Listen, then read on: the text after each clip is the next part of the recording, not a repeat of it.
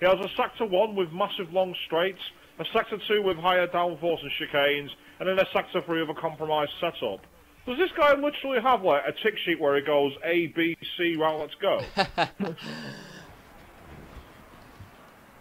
But needless to say, the India circuit is almost like a very strange fusion of Catalunya and, in many ways, also Sepang, in the fact you've got the long straights and hairpins, but then you've got the higher downforce middle sector. So, very much a Red Bull stomping ground. Of course, next season, in 2014, this track is not on the calendar. And the rumours are that it's not even going to be back in 2015 due to their taxation and customs issues. So you may well have seen the last of India. Who knows? Right, let's see what Rybo has to say. How come the stream's not on Twitch? It is on Twitch, right? There are 16 people watching the stream, so I think we are on live.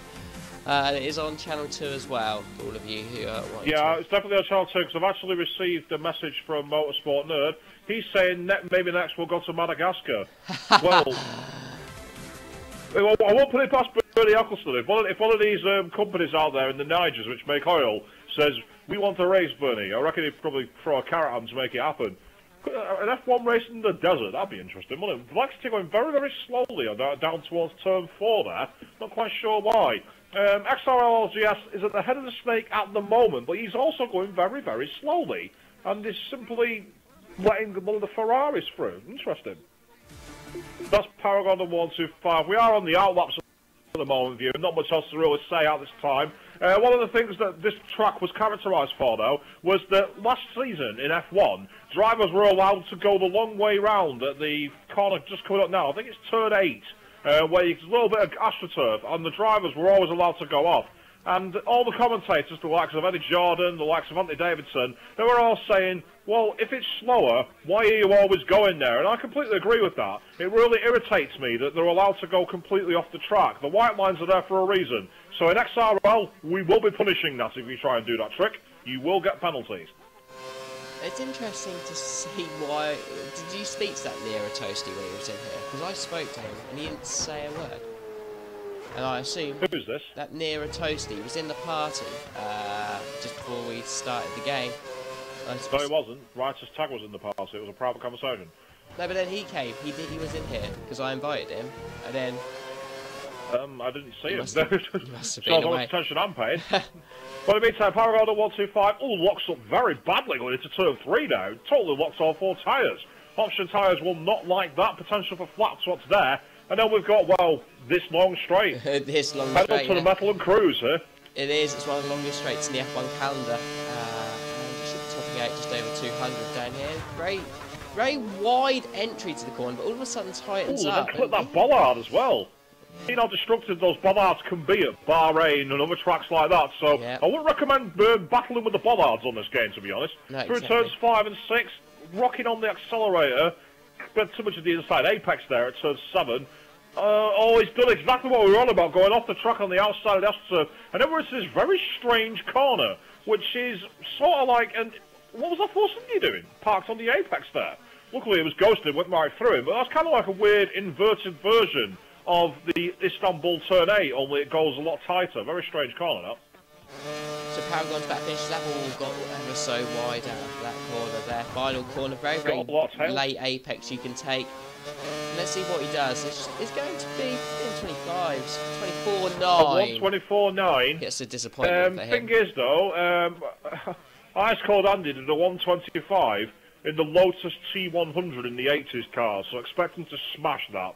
In the meantime, Lewis Hamilton going through turns 7 and 8, and he's also gone off the track there too. Just like in real life, people are abusing the track limit, saying, oh, he's gone very, very wide at that long corner. That might have cancelled his lap time there, because the game does do that. Into the final sector now, fast speed chicanes here, change direction is very important. He is on the prime tyre, so we'll have less grip here, Lewis Hamilton. Really needs a good race here in India to get his championship challenge back on track. If he doesn't have a good race here, his title will be over. He's going to complete the lap, late apex as you said, going over the final DRS line, and that's a 124.7. Decent so lap faster on the prime tyres. That is a decent lap on the prime tyres, actually. Better than what I've seen from him. LGS is on a 124.775 on the options, just for comparison there. So Hamilton, I don't know whether he gained a lot of time by going off the track in the middle of turns 7 and 8 there. I may have gained him a couple of tenths, possibly. Lap times are around the 125 mark. I'm surprised that. I thought they'd be a bit faster than that. But so far, there's a few people who've done laps. Ice Cold Andy, he's just about to go through the final sector now. Right on board with him, goes very, very wide following the chicane at start, sector 3. And then we're into this long, tricky corner cambered down and elevation change there. Into the final corner now. I wish they'd named these corners, it's so much easier. Very, very late apex, almost goes completely into the pit lane there. But scrubs a lot of speed to get a one. Oh, it's been disqualified. He must have got a corner cut. Yeah, it must It was a 124 something, but must have been a corner cut. So right on board again. See if it has a better lap here. On the prime tyres, goes wide at turn 1 slightly. And there's also already forming marbles there. Not very good to see. Into turn 3, big lock up there. Look how wide he goes. That's the first sector gone for him, really. You can't expect... No, this is not a good lap already. It's a write-off. In the meantime, just keep signing in on the stream. Good evening to you. Again, keep your comments coming in, both on Channel 1 and Channel 2. While Hamilton still shows pole at the moment, so we'll be willing to go out there and try and reinforce his position. And the Mr. Indigo's about to start a lap on the or an outlap on the prime tyres. F1 Nige, meanwhile, just completing his outlap, so I'm going to stay on board with him and see what he can do around India, because he really needs to get his challenge back on track after the disappointment at Suzuka when that safety car ruined his chance of winning the race. Right. I'm trying to find someone who's about to start a lap. Okay, we're on board with Velexity. He's on the option tyres. He's one that's got a definite shape for a win today. I think now the TRL button is wherever he is. Somewhere in time. Yeah. Yeah, it'll be interesting to see how he does. Well, F1 Nige just started his lap now. They played his DRS a bit late there. Probably lost 1 or 2 tenths of extra K speed in a straight line. Not what you need. In towards turn 1. Gets a break a little early there, actually. Catches himself out. Has to get out of the gas to avoid turning in too early there. That's compromised him at 2. Into the hairpin at turn 3. Takes a very tight line there. Pretty good, because that corner's a real nightmare, actually. Starts extremely wide and then narrows to a really fine point. Very easy to go wide. Jack, the FIFA player, is saying hello on Channel 2. Good evening to you. Meantime, we've got F1 Nige coming to the end of the DRS zone into turn 4. Brakes just before the 100-metre board, and again, much like turn 3, you've got acres of space on the entry and then nothing on the exit. It's a really annoying pair of corners, that. The lap so far is not too bad with prime tyres. Let's keep an eye on it. I've not been so sure on Velexity's time. Got options it needs to improve. We're going through 7 and 8, and once again, F1 Nige also goes out the side the track limits there. Drivers have got to be careful that they're not... Oh, and then once again, going around that fast corner, turn 10, I believe it is, the massive long inverted corner, again going outside the white lines. If drivers are not careful, they will get penalties for that, and it'll really ruin their championship qualifying. Meantime, Jordan Kelly98 says hi on Channel 2. Good evening to you. Thanks for watching. Keep on here live on twitch.tv. And F1 Nige going through the final corner, takes a late apex, gets the DRS on a little earlier this time, but it's a 125.4, not brilliant, but good enough for P5. So I think this is the sort of time when we're going to get cars boxed because they've done their first couple of laps or first lap. So let's have a quick look at Mr. Indigo's just gone through sector 1 now, and he's going through turns 5 and 6. Keeps the apex is very clean there. Good driving from Indigo. Into 8 and 9. Oh, he goes very, very wide at 9. Goes totally onto the grass there. Completely gets that wrong. Then going into the turn 10. Oh, he's kept it inside the white lines there, though. Driving a bit fairer at that point. The guys are really pushing the luck here with regards to this. Into sector 3. Be careful of the inside curve of that chicane there. Can easily throw you into the gravel. And then around this very, very tight penultimate hairpin, which goes downhill halfway through, really unsettles the car. And then finally, we are into the final corner, and he's just gone straight to the box. It wasn't a great lap. It was probably a good second and a half of where it needs to be. So, yeah, I can see why he's done that. A lot of people are starting to go out on their out laps. Let's have a quick look before they do start their laps as to who's where. Jambo's actually just starting a lap now on the option tyres. He's just going around the final corner. DRS flat once again open a bit late there. I think people get caught out by where the activation line for the DRS actually is when you go around the final corner due to how wide it is. And he takes a bit too much curb on the outside of 1 there, and that totally compromises his line. Heading in towards turn 3, still no curves deployed, but again, he breaks a bit too early and gets a bit of sideways motion there. I'm not sure if this is lag or if he's got a bit of problem with his car's handling. On the stream, meanwhile, Jordan Kelly is saying, nice commentary, guys. Thank you very much. Those kind of comments are always welcome. DRS flat wide open now for Jambo over the kinks and over the crest. down towards turn 4, gets on the brakes just before 100 metres and unsighted because of that curb. Due to how wide it is, it can be very easy to not really know where your reference point is for the corner. On board with the Paragon 1125 first sector on the option tyres is quite representative. This should indicate a slight improvement in his lap time.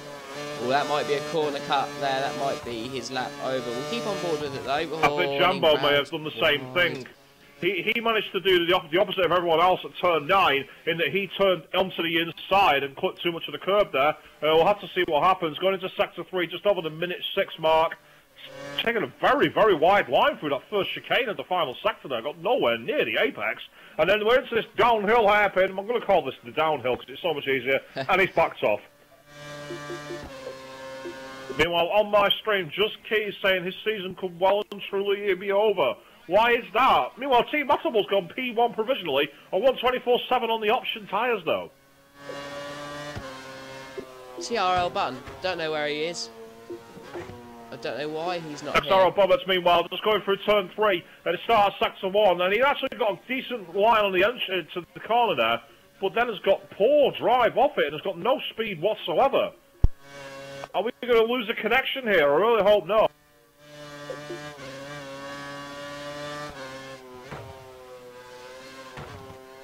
And he goes, just coming through sector 3 on the prime tyres. 4 minutes to go here, so there's not much time for these people to get out and make a final effort. Big shout out to all you 8 people watching on Channel 2. Thank you very much for tuning in. For those of you who are watching on the other side, say hi to them as well, Don.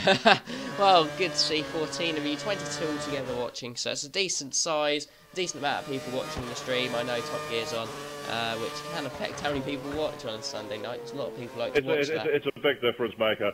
Into turn 1 there from Mr. Indigo, rides the outside Kirkwell, but then locks his tyres very badly on the entrance to turn 3, and that throws him completely wide, but he's actually managed to kind of get away with that. Got quite a decent traction. Heading onto the DRS zone, flat wide open, going up towards the crest. Plenty of time here. On the screen, Jordan Kelly is asking, who do we think will win the race, and who do we think could be surprisingly fast? I think all bets are really going to be on either ex-Lewis Hamilton or Mr. Ice Cold Andy in terms of being able to actually get the win. But I'd say Velocity might be surprisingly quick because he's shown decent pace at Suzuka. And with the higher downforce nature here, he could well convert that. Seeing as TRL Button isn't here, yeah, Velocity for me. I can't see anyone else doing it. I mean, Lewis Hamilton's playing some pace. I did a practice session with him about an hour ago, if that, and he was really struggling. He did the time he just did on the option, so he's definitely found about half a second, nearly a second in lap time. I'm on board with NMR, Mr. Indigo on the prime tyre. He's about to come to the end of his lap as he goes down the hill again. This is probably a good second and a half off what he needs to. I think he's backed off. In fact, he's pit again. Every time we seem to catch him, he just goes in the pits. On my stream, meanwhile, Just Case saying he believes this season's going to be over because he went to practice earlier on and his pedals gave absolutely no response from them whatsoever. Well, that's nasty. If you're using a wheel, losing your pedals is one of the worst things in the world. That's called Andy, meanwhile. Provisional P1 on the 124.3 on the option tyres. I'm surprised that the gap is that slow between the compounds. It's only about 4/10 that. Yeah, I expect more from the tyres, though. Like that.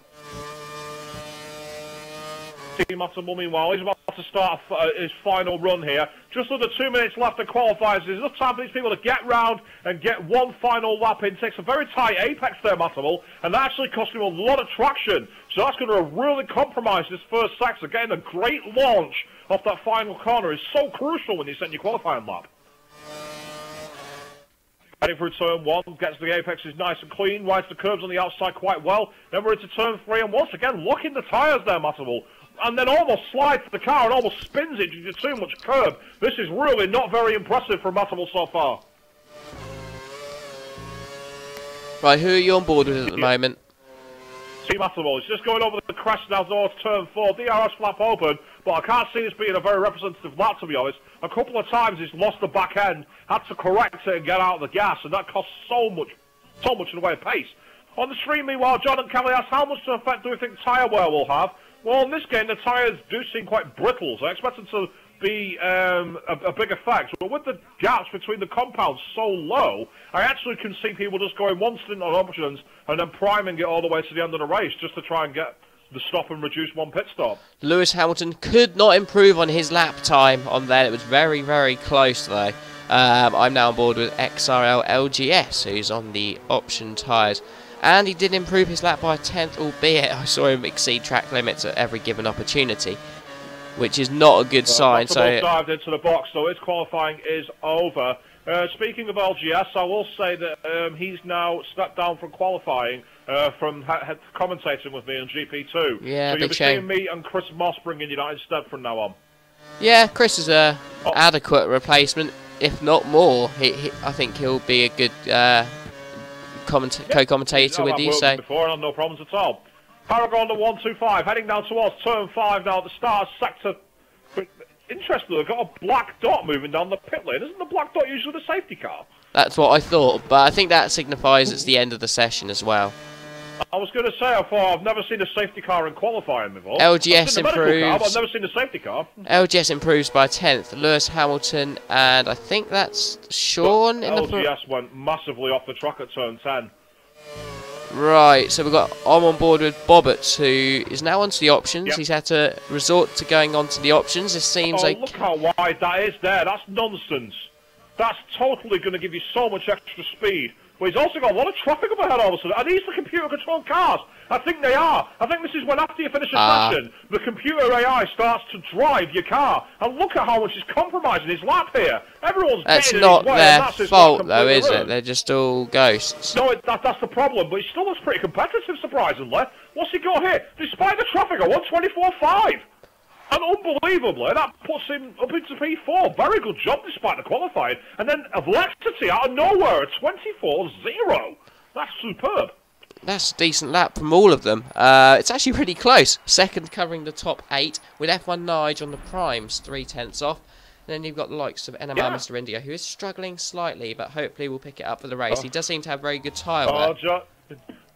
Jordan strokes our ego a bit on the Channel 2 chat. He's actually said that the commentary is better than the real F1 commentary. Right, well, I'm going to quickly go... That's the kind of thing we want to hear. Keep them coming. I'm going to quickly go game. Yeah, what? Yeah, so while Dan goes to give the... Oh. He's watching me. Street.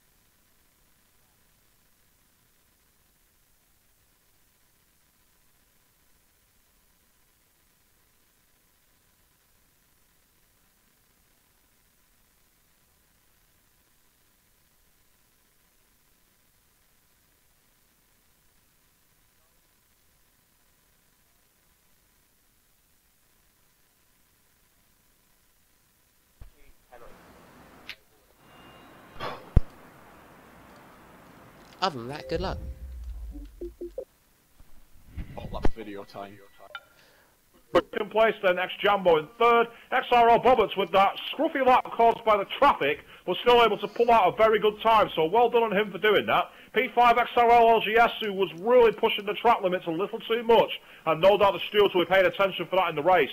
Then we've got Team Affable down in 6th place, who was a bit scruffy and losing the back end a bit too much. Not what you need in race trim. If you go down qualifying, you might get away with it, but in the race, that'll really hurt you. Then Lewis Hamilton down is something disappointed to see him down there. He may have done a prime run only, though, so that might explain his pace. But either way, he really needs to pull out at least a podium, and if not the top step on the podium, if he wants to be challenging Ice Cold Andy and stopping him from getting the title before the final rounds.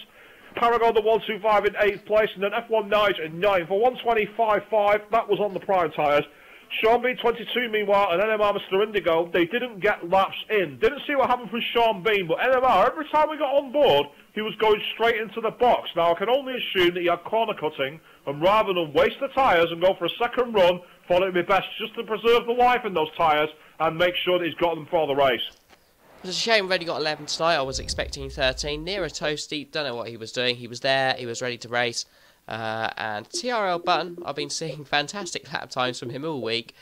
And he sort of decides that he doesn't want to race for whatever reason. I don't know why. But yes, 11 drivers. That's what it happens. I mean, going on about a social race before we do get started, for those of you who are taking part in the social races, keep going, keep them going up, because obviously we are expanding next year. We are going to have a 6th division, and the leagues are going to be a bit shaken up with the test sessions in regards to what divisions people are in order to get everything in its right comparative pace. So if you are doing the socials, keep them coming. Jordan Kelly said on the stream here that he did a social race on India, and his quality was a 1:25.8, so that's not too bad compared with the rest of the top division. It certainly isn't. That's pretty good. That's a pretty good time. That is good. I mean, I was there in that social just at 7 o'clock, and the gap between everyone was, I think, 1.2 seconds. So, you know, some of these guys are really quick, and, you know, a lot of the drivers that we are getting at the moment are in a good position, and we hope that they enjoy the racing. And I know Captain Waiter's in there as well, who's on my stream, and it is really close between a lot of these guys. It's hard to see where they're going to fit, but 60 laps of the Indian Grand Prix is now ahead of us. Hopefully none of them will retire, and we have 11 drivers who are all pretty equally paced, as we sort of saw in that qualifying session, and a lot of them were quite close on lap time. That's right, so let's get ourselves out to the grid then.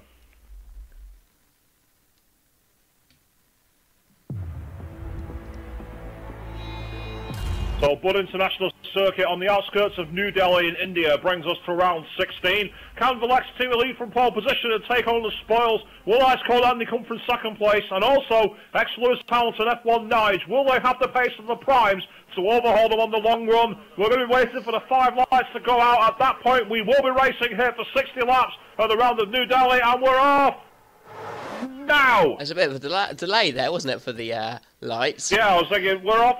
No, we're not off. We're not going anywhere.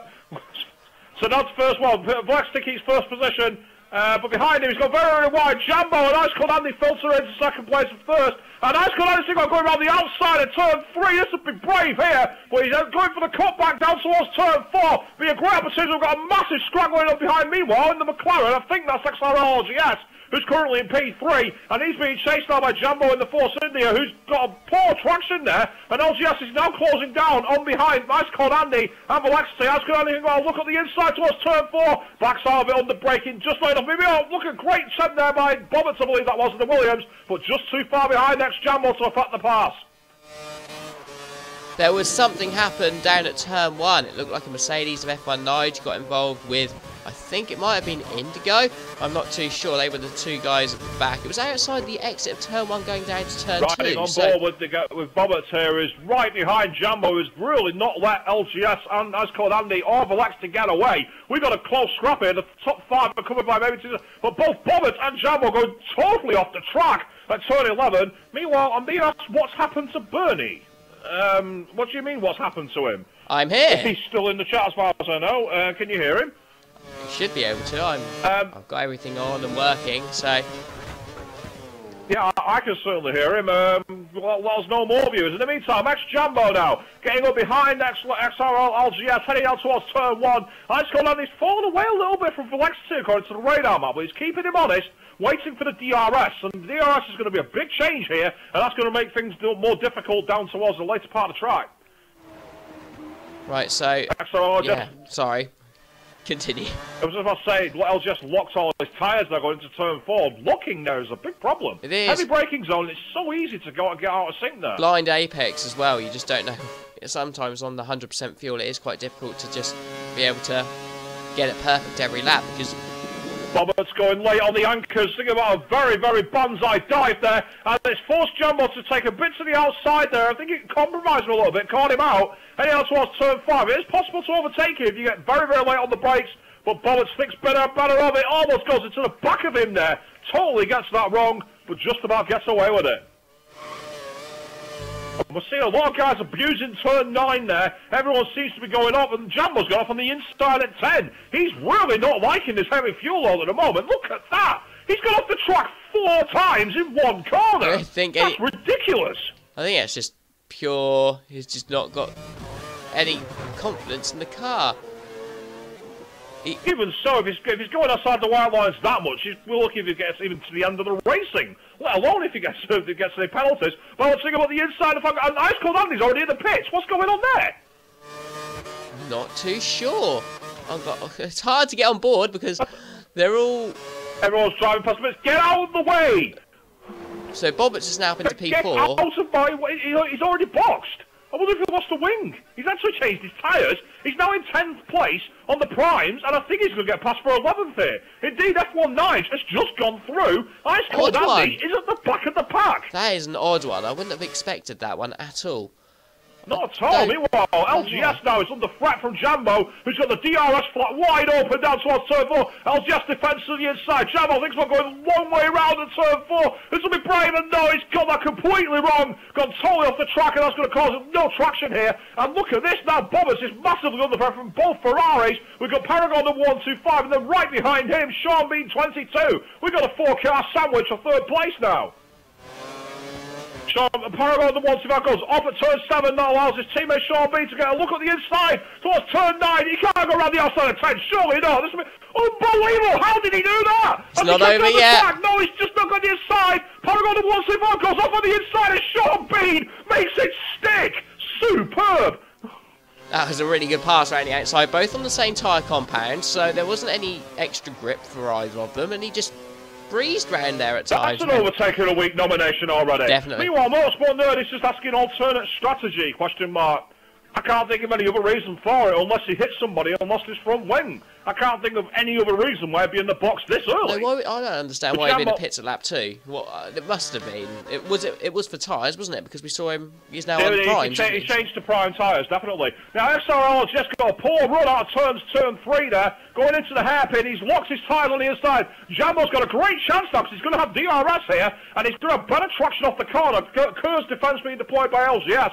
Jambo's not letting him get away that easily, though. Hits the red button and off goes the flat. This looks pretty close to me. Darts to the outside. This is going to be... Can he outdrag him and get the car stopped? That's the crucial part. We've seen how much he struggled under brakes. And look at this! XRL Bombers fought like a car past the pair of them, and has unfortunately hit LGS and not been able to get through. Now, that was nearly one of the best overtakes ever from Bombers, but he had to back out of it at the very final second. The Ferraris are still scrapping here. Sean Bean's actually lost. Oh no, Paragon's just lost it to Sean there. Both of these guys are going at it. Hammer and I can't get my words out. It's so good. Hammer, if you're going to steal my phrases, get them out. Hammer and tongs. Meanwhile, XRL Bombers fall by going around the inside of turn 10 there, but he just had to get out of the gas and cut him on the inside corners. LGS just holds the high ground as Jambo is now in P2, but XRL is under massive pressure here, getting totally out of shape into the final penultimate corner. Into the final bend now. Bobbers goes up the inside. XRL just takes the karting line, and he's just going to get the extra grip there. LGS will be straighter, but Bobbers has got the DRS, but I don't think it's going to help him. Meanwhile, behind now, I think we've got... Is that actually Lewis Hamilton trying to get past both the Ferraris? I think it might be. Try and see if we can catch on that one. So it is Lewis Hamilton. Hamilton on the prime tyres. He's right behind Paragon at 125, I believe, in the Ferrari. He is indeed, and he's going to have the DRS on the pair of them down towards turn 4. These two having a coming together after the Korean Grand Prix. Hopefully they've put everything behind them, as Lewis Hamilton is already side by side. They've both got DRS, but Lewis Hamilton going to have the inside line. He might be able to get into the slipstream of Sean Bean here, and that might set him up for an unlikely pass into turn 5. But look at this, Paragon's not giving up, and they're looking tired on the outside there. Paragon nearly managed to pull off a great defence, but it was unfortunate to you, but they're still side by side, heading down towards turn 5. Lewis Hamilton's got the outside line, that's going to give him much better grip, and at that point Paragon has to back out as Sean Bean gets completely out of that. Rally crosses across the chicane. That's definitely going to be a warning for Conor. Look at that, turn 9! Gets nowhere near the apex. He's now under severe pressure. Really struggling. Lewis Hamilton's starting to carve his way through the field. I mean, look at... He's just taking the track a lot easier than Sean, who is getting tight. They're both round wide, up the hill. Down. LGS has been passed by Bobbitt, who didn't get that on the camera, unfortunately. And It would have been DRS. A little gap from LGS. LGS has gone into the box on lap 5. Early. Well, this is early. That is very early. I wouldn't have expected him in that early, if I'm honest. LGS You might picked. want to unplug and reconnect your mic. You're getting a lot of crackle on my audio. Oh, really? Okay, be right back. Just quickly unplug it and replug it. I think Team Matable's also dived into the box. So LGS goes out in P10 now. That's going to have him behind Ice Cold Andy, I believe, who's stuck behind F1 Nige. Well, let's watch this, viewers. The defending champion in P8 has got Ice Cold Andy, the potential new champion, in P9. Who'd have seen that one coming? Is that any better, Pete? That sounds fine to me, so hopefully that gets rid of it. Happy days, right. So we've got Mr. Ice Cold Andy, who's going to make a move. DRS flap wide open. He's going to go the long way round at the hairpin, but he might even get the pass number 4 then. He's trying. Holy, look, tyres there. I think Ice Cold Andy thought his front nose was ahead. And then you look those again. These guys are scrapping very hard. And also, Ice Cold Andy technically went off the track to take the position there, but at the same time, F1 Knights could argue that he's been pushed into a compromised line by Ice Cold Andy. Was that a legitimate overtake? I would say not. I don't think it was. Well, you have to kind of remember, was it Raikkonen last? It was one of the Lotuses, wasn't it, last? Grosjean, Hungarian Grand Prix. I thought there was one at India where they ran wide. There's Jambo. Jambo's got no wing. Jambo has no wing. Oh, well, Jambo's going to be straight into the box then. Meanwhile, Lewis Hamilton has now got himself into P3 because Paragon and Sean have both got into the box. So I think Paragon's stay off, sorry, but Sean's got into the box. So Lewis Hamilton is now in P3 and on the prime tyres. On the stream, meanwhile, Jordan's saying it's because the tyre where it makes the tyre performance go lap by lap. Well, it does, but I'd be very surprised that the tyres only last 5 laps on a 60-lap Grand Prix. I'd understand if they were a red-walled super soft like Canada or like Singapore, but here it's the soft tyres. We've seen them use many of the more high downforce circuits. So I'm surprised they'll fail in that easily. Exactly, I would have expected them to go a little bit further, though having said that, from my race experience, the lap times do just drop. They just go off straight away now, here. On the stream, Crazyfish1234, make sure you DVR in Hawaii 5-0 this week. He's saying, Stewart's report for Japan Swish. I'm not the one who collates it, why are you asking me? That should be done by IMW2 Elite. That is up for review at the moment, so that will be hopefully up tomorrow. I know it's a little bit late, I'd have had it done today, but... Paragon 125 P3 has got NMR Mr. Indigo now, who's bearing down on him on the prime tyres. So these tyres really are falling apart. Are we going to see a potential 5-stop strategy here? Because the tyres are lasting this badly, can even the prime runners be able to keep them going for a long time? It's a bit of a question for moving on, but meantime, NMR Mr. Indigo, he's going to get a pass here because in the meantime, Paragon 125 dives into the box. Meanwhile, Motorsport is saying that last year Webber at India is what Hamilton's doing on his tyres. Well, yeah, actually, I suppose it is, because Webber managed to get some good... Oh, big mistake there from Bobbitt! So nearly loses the car at turn 2. Never seen that before. And that now means that Hamilton goes into P2, but Bobbitt is actually going to have the DRS heading down towards turn 4. So let's run a ball with Bobbitt to the Williams here. Kerr's being deployed, and the flap does indeed open. So Hamilton, despite gaining the spoils of that spin, is possibly going to lose right out here, because down towards turn 4, getting on the anchors, XRL Bobbitt's on the inside, but as he outbrakes himself, he's got a little wide. Oh, Sean Bean retired from the Grand Prix as Hamilton swoops back past down towards turn 5. I know he's been struggling around this track, and he sees the F1 race tonight as a warm-up for tomorrow's important race against Just Key. Well, Just Key's not here because of his internet. That's why he's not racing tonight. But he needs to score some points whilst he's away. So it's surprising he's only lasted 8 laps. Don't really understand why people have to retire Get like him in that. so we can get his comments. Yeah. That's Bobbitt goes very, very wide at the end of the what I'm going to call the horseshoe, because that's exactly what it looks like. Turn 10, heading down towards the downward hairpin, and it's got lost a bit of ground here on Hamilton. Those prime tyres are definitely lasting longer, but Bobbitt has kept his going up to the end of lap 8, so he's not too bad for his tyre wear. He's still going. And no, he's not boxing, he's staying out. So Bobbitt is determined to make this stick. Jordan, meanwhile, on the stream is saying that if the options last 6 laps, then the max that the primes will last is between 10 and 14. well, if Bobbitt's is anything to go by, you can make these tyres last a hell of a lot longer. Maybe people are just guilty of pushing too hard in time trial and not getting a proper race set up to make your tyres last. Yep, I think that's part of the reason, you know. I genuinely think that's, you know, too many people practice in time trial and focus on getting like top 10s and things like that, or even getting the fastest for some of these guys. It's not the be-all and end-all. When you're racing 100%, it's completely the opposite. The setup needs to change. And I think a good example of that is Mr. Indigo. I mean, his qualifying pace was pretty dismal, but he's actually set one of the quicker race pace times on the primes on the first stint. So, yeah, you get no points for Saturday. It's all on Sunday. They've said that many times. Even though they want to try and change it and put points in for getting pole position, which they shouldn't do. Bobbitt's, meanwhile, down towards turn 4, didn't get the speed on Hamilton, but Hamilton and Bobbitt's both go off at turn 9. It's seriously right, viewers. Every time we see that now, have a bottle of whiskey and take a shot.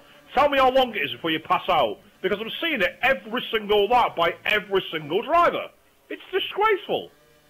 Sean's not happy with something's happened with him and in the race. Let's try and get him in and try and explain. In the meantime, actually, NMR Mr. Indigo, the aforementioned quicker laps, is now bearing down on Bobbitt, who finally has decided these tyres have had enough, gets in at the end of lap 9, plus the qualifying run, that's about 10 laps. That's pretty impressive, because that might give him a chance to maybe push on with 3 prime stints. 50 laps, 3 prime stints, that's about 16, 17 laps per stint. Definitely possible if he's made his options last that long. Yeah, definitely. I've just invited Sean in. Hopefully he will come in, but he's clearly not happy with something.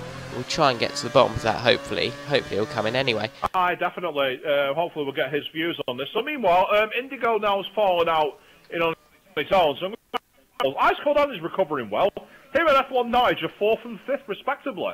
So, despite the initial incident and why he pitted so early, Ice Cold Andy's now up in P4, and he's got a good chance here to be able to get himself back on. XRL Bowers, meanwhile, filters out back in 8th place on the prime tyre. That's not too bad for the overall position. He's already jumped Matable, so net positions, he's starting to climb up the ladder a bit. Ooh, Team Apple taking the Bollard out and then some there. He did, yeah, he got that completely wrong. That's something for all your viewers in the lower divisions and all you guys in the social race to be aware of. Meantime, Jordan on the stream again is saying that XRL Bobbitt will try a free stop, he believes, because he's making the tyres last long. I agree with you. But Bobbitt's also taking the long way round the turn 9 again. These guys have got to be careful. They don't stop me. Look at this. This is amateur. They're all going completely off the track all the time. I expect this on games where there's no penalties. And again, I'm seeing it all the time. It's absolutely disgraceful. Maybe I sound like a whining old fart, but the fact of the matter is the white lines are the definition of the racetrack. If you go outside the racetrack, you're breaking the rules. End of argument. Right, so I've got Andy now. He's closed up onto Velexity, who's made his first stop. I'm pretty sure he's made his first stop now. And come out into P3. Yeah. So these guys have only got NMR Mr. Indigo, and I'm assuming... Who's the other prime runner? Lewis Hamilton. The DRS pulls out of the slipstream and goes, thank you very much. But at the same time, Velexity's not giving up. Goes on the inside and cuts back to retain the position. Fantastic defensive driving there from Velexity. An absolute textbook division on how to defend DRS there. So Ice Cold Andy staring at the back of that Mercedes once again as they're heading through 8 and 9, and once again Andy goes off the track at 9. Just because the game lets you get away with it doesn't mean you should do it. According to Crazy Fish, Sean Bean says not joining Dan. Quote. Well, wherever that's from, thank you for the update, Crazy Fish. I've just had a mention from Sean Bean. He said Team Apple. He got a puncture and lost his wing because of Team Apple going into turn 4. Okay, well, I didn't see any incident, so unless there's some kind of footage, there's not much else I can really say. Behind Ice Cold Andy, meanwhile, we've got a bit of a scrap going on here, as F1 Nige is now under massive pressure, because LGS, on the fresher of prime tyres, has got right behind him with DRS open down towards turn 1. Great chance now for LGS to get himself back into this race after what's been a relatively mediocre start. He wasn't using DRS there, though. Bit of an odd one. He opened it, and then it closed about halfway down the straight. maybe he hit the brakes to avoid going into the back of Nige, because he did seem to get caught out by Nige's braking line. And now LGS has got a superb opportunity here. This is a great chance for him to be able to work his way through. And the question is, can Paragon use him as a slipstream to also buy... But look at Nige! How is he holding the line? DRS flap open, and LGS is not pulling away. Going into the hairpin, LGS locks up, and it's been done by both Paragon and F1 Nige. That's rookie from LGS. Wow. Nige, knowing what he was doing there all along, you could see he just got a bit wide on the before the corner, just to maximise that drive through, and he took that very, very well, and LGS has lost out as a result. Paragon going off on the inside at turn 9, tries to go around the inside at turn 10. Don't try this at home, viewers, that's just not going to work. In the meantime, on the stream, Motorsport Nerd asking who hasn't stopped. I believe it's only F1 Nige and possibly Lewis Hamilton if he's still in front. And Paragon does at the inside at the start of Sector 3, a little bit of wheel banging with nothing too serious, and gets past F1 Nige, whose tyres now are reaching the absolute limit of their lifetime. Is he going to dive into the pit? Nope. No, he's still stubbornly refusing to give up. And LGS now has caught right to the back of these two, and also so has XRL Bobbers. We've got a 4-way scrap now for 4th place, viewers. And he's made a stop. He's now on the option tyres.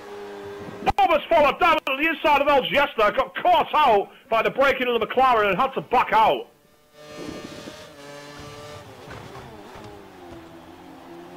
LGS going far too wide and deep at turn 3 there. That's lost him ground on F1 Nige, and XRL Bobberts now will have the DRS. A great opportunity for Bobberts in the Williams to get himself into P6. DRS wide open, and look at that. Look at the speed difference there. LGS has evidently gone for the Red Bull approach of lower top speed and higher downforce, and it just has not worked at this phase of the race. No, he's... After that sloppy error a lap ago, he's just lost another place to Bobberts, and Bobberts is impressing me today. I know he's not feeling too well at all. He's doing a good job. Yeah, we're seeing again though, in this middle sector, look, 3 cars in a row, none of them stayed inside the white lines. None of them. These guys are meant to be the best division we've got, with the best drivers, and this is absolute amateur.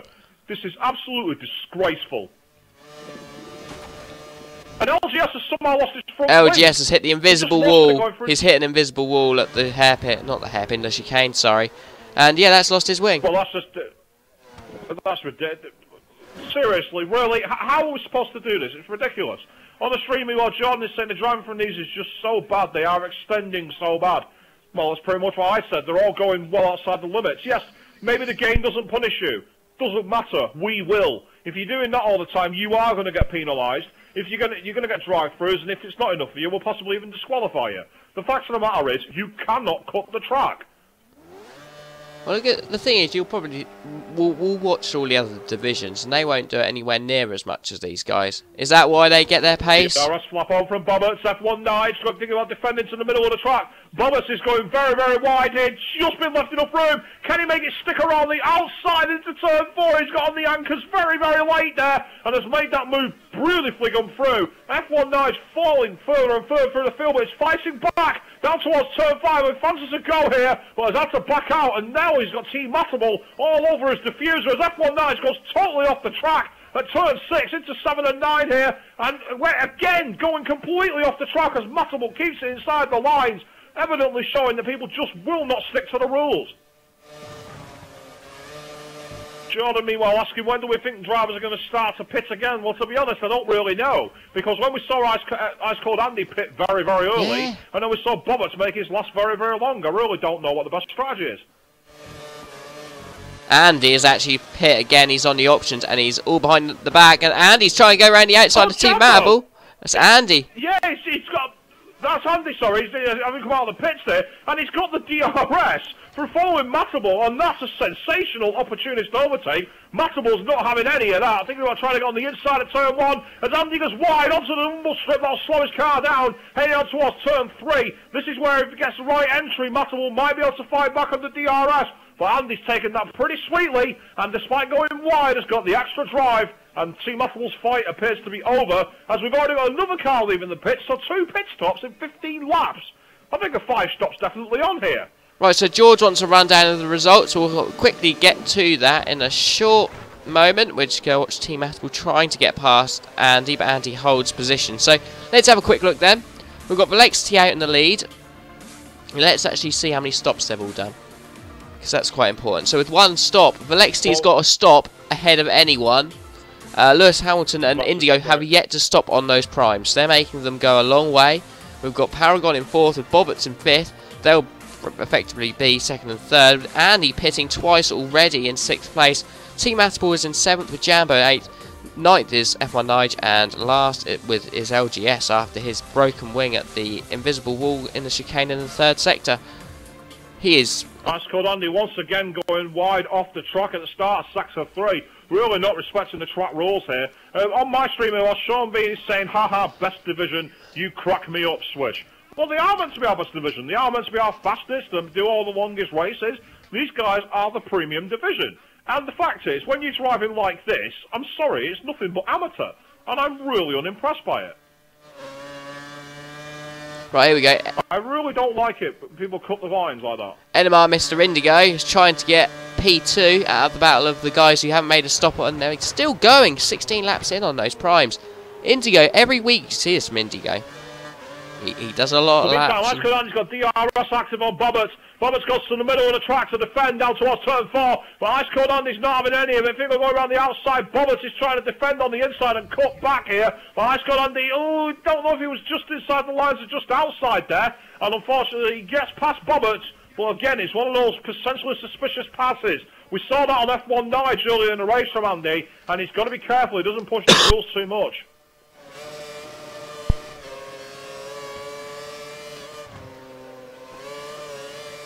Bobbits is impressing tonight, definitely. Indigo's doing great. He's right behind that Hamilton. Hamilton's still there on his run as well. These guys have really shown what you can do on the prime tyres, and they're still not stopping. These guys are really pushing on, are really, really good here. DRS flap over from Indigo, heading to the back of that Red Bull, trying to get a chance down towards turn 1 here, but he's just not got the pace. This DRS zone, I don't really see the point of it. It's too short. It doesn't really affect the passes at all. I think it partly builds up to an overtake here. If you're a little bit too far away the first time, you can close that gap ever so slightly and just may give you more of a chance of making the move the second time around, as we might see that from Indigo. Yeah, Indigo's got DRS flap now, wide open, Kerr's deployed, and Hamilton defends to the inside of the track there. Indigo sees it coming, goes to the outside. Now the question is, can he get this stopped in time, or will Hamilton undercut him again? No, beautifully taken pass from Indigo, went a little wide on exit, but he didn't gain real much of an advantage there, and it was already passed before the corner. Good driving. On the stream here, while Sean Bean is saying it's funny because I'm implying they're crap. In this race, they have been crap. I've seen at least 30 people going outside the track limits. But there's another 2 to add to the list. I'm sorry, that is crap.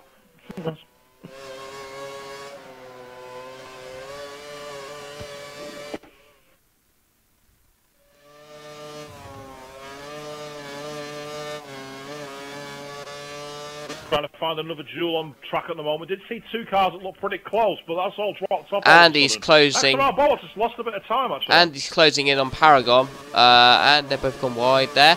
Andy is on the options, Paragon's on the prime. As Paragon looks like he's about to box. Hamilton's dived into the box, as has Paragon. So both Paragon and Max Hamilton have finally boxed ahead to get off these tyres. Now, the one person under threat here is NMR Mr. Indigo, because he stayed out once again. He's in real danger of getting a double undercut here, depending on how the grip holds up for these guys who've just boxed. So let's ride on board further back to see where they've filtered out, as Bobbits is now in P4, and in P5 we've got Team Massable. P6 is X Hamilton, and then right behind him in 7th place is Jambo, both on the prime tyres. So they're doing the reverse strategy of priming as much as possible and going for a very short sprint at the end. Well, with the tyre wear we've seen, it might be a sensible option. Definitely. I think this could be a good way. I mean, Lewis Hamilton would have done a few laps of quali and he did 17, so... Jambo with DRS on X Hamilton now has got a great chance. pulls to the outside towards turn 4, and Hamilton though gets on the brakes nice and early and blocks the inside line superbly there to defend from Jambo's Force India, who is not giving up the fight. He fishes to the outside, then the inside, then the outside again. This is almost like Senna and Mansell and Monaco in 92. They might have changed direction there, but Jambo's just had to give that fight up. Not enough traction. Here we go, Jambo's looking here. Come on, he's going to get round the inside possibly here. No, there's no space there. No, too difficult. The grip just falls away from the outside. I think you can maybe go around the outside. Sean Bean showed us you can do that. It's a stack of 3. Both guys pushing the outside of the rules there. Not just quite legal. Jambo getting the extra grip all off the track again, though. People just pushing far too hard. And in the meantime, yep, Hamilton dives through, gets tighter line than Jambo does, who didn't get anywhere near the apex there. And look at the drive difference between Hamilton and Jambo as a result of that. As I believe ahead of them, is that Mr. Indigo? It is indeed. I think it is. And he's just gone out and he's on the option tyres. He split the strategy, but Hamilton has got a much warmer tyres here. Think about the inside of turn 3. Backs out at the last second, but he's going to have the DRS here. And then Mr. Indigo's got to be careful because both Jambo and Paragon are not far behind Hamilton. If he gives them the toe, he might get done by all of them. Lewis Hamilton's getting the toe, going down the inside. Can he make it stick? Brakes late. He's there, and that's a move done. Has LGS with tyres? Broken his wing. Right, oh, he's whacked in front though. Whoa. Was that a 5-second lag from Hamilton? I think so, yeah, I think so. He's actually letting back through. He's thrown clean round the outside of him there, so that's good. And we've lost connection to LGS. He said he retired. And he said no, he's just started playing the game. Let's get him in here and see if he can tell us what happened. Well, all I know is he broke his wing on an invisible wall. That's all I saw. Mr. Indigo has now let Jambo through. Why is Jambo, not Jambo, Indigo going so slowly? Yeah, well, what's he doing? Why is he going slowly? What's all this about? He's now picked his pace up fine. His pace is fine now. It's just interesting. I can understand why he let Lewis Hamilton through, because it looked like it was just a bit of lag. And Lewis Hamilton did make the move. On the stream, I've got a few questions here, a few statements. First of all, Motorsport Nerd, he's saying that this race should be really interesting, as Andy might need to 5-stop, but Hamilton do a 3-stop. How might that work out? As Indigo has better driver than Jambo off the final corner. And look at Paragon. He's thinking about diving up the inside here. Jambo's forced to defensive from Indigo. Gone too wide. Indigo's now thinking about going wide as Jambo pushes him right to the outside of the lines here. And now Paragon's thinking about driving around the outside of turn 3. This is absolutely chaotic here. And Indigo's got better drive from Jambo.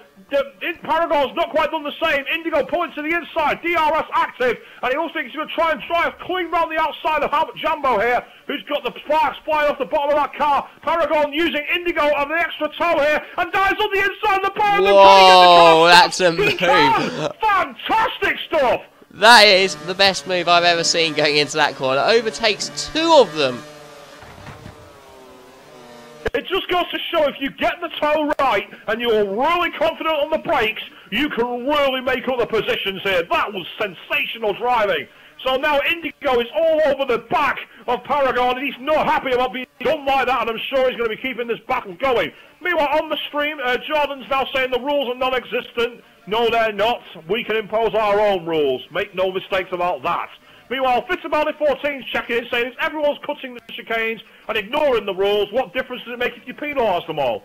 Well, the fact of the matter is, Valencia 2012, I think it was 2012, it might have been 2011, where 8 drivers all dived into the pit lane seconds after a safety car and did not set a delta time. They all got penalised. It made no effect on the results, but the fact of the matter was, it's a penalty. And don't forget, if we believe that a driver is guilty of breaking the rules too harshly, we have the options for disqualifications, but we also actually have really good chances here to apply points to the driver's licences that they have. And that under-totting up can lead to penalties as well. Do not forget that. Exactly, and all of the F1 division earlier on in the season got a penalty on their licence for corner cutting. Or every driver did, because it was just too much from everyone. Well, maybe not everyone, but everyone did show it. DRS on the outside of, I believe, that's ex-Jambo.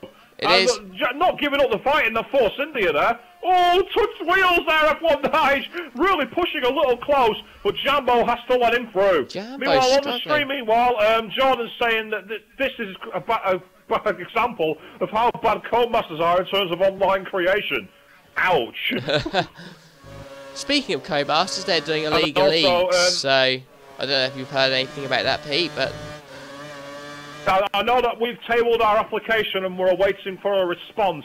Getting XRL in the League of Leagues would be excellent. I mean, you've got the likes of us, you've got the likes of Apex, WRL, TRL. There's so many leagues out there. It'd be sure it'd be a fantastic race if they could get 1 or 2 drivers from each one going at it on a few of the classic circuits. exactly. I think it's good promotion for league racing as well, for any league. I mean, it should be good. It shows that all the leagues in a good light and hopefully gets us as well as any other leagues a bit more sort of people coming in. Exactly. Now on the stream, meanwhile, Sean B22 agrees with me, saying Paragon gets overtaken a week for turn 4.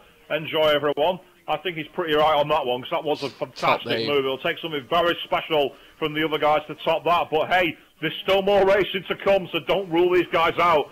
Jordan's also saying that the overtaking is crazy good, and this is why it's the best division, as Indigo goes on the outside with DRS, but Paragon has held the inside line here, and I don't think he's going to have the grip to go around the outside, Indigo, as the track narrows and has to give up the fight. Very good defensive driving there from Paragon, showing it's all about awarenesses of where the track is and the grip. He's driving an excellent race here today.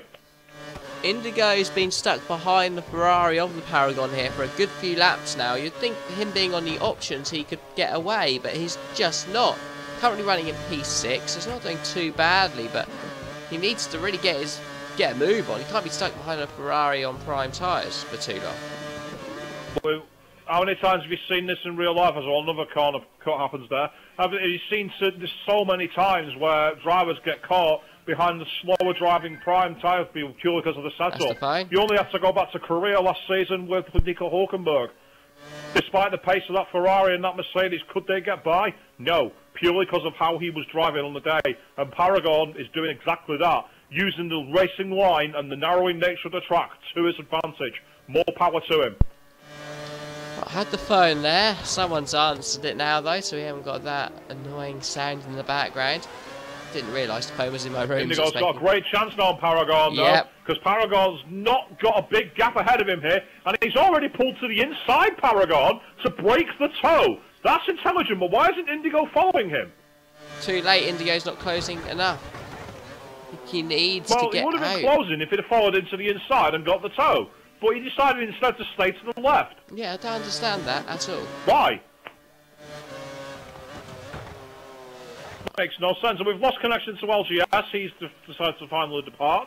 So, anymore, Mr. Indigo and Paragon are the closest scrap I can see on the map at the moment. There are a couple a bit further back. 8 and 9 are quite close.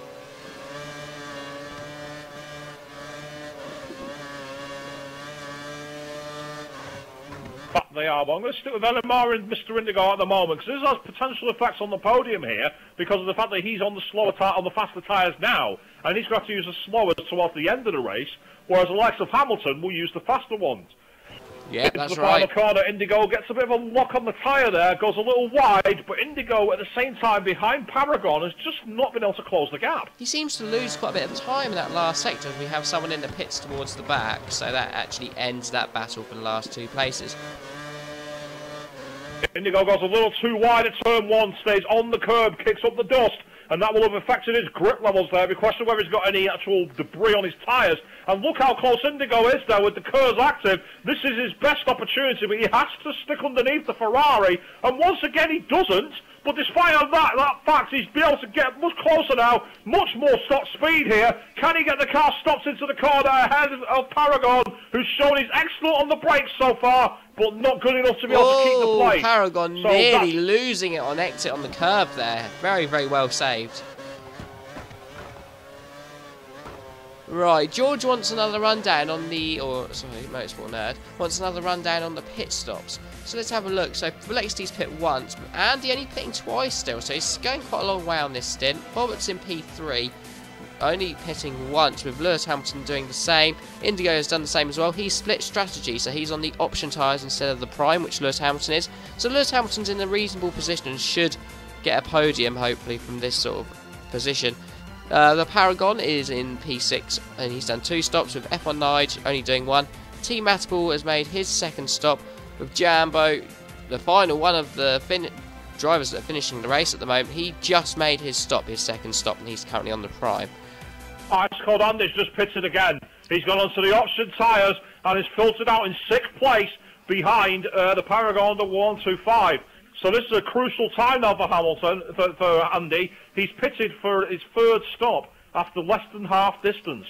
That's quite bad.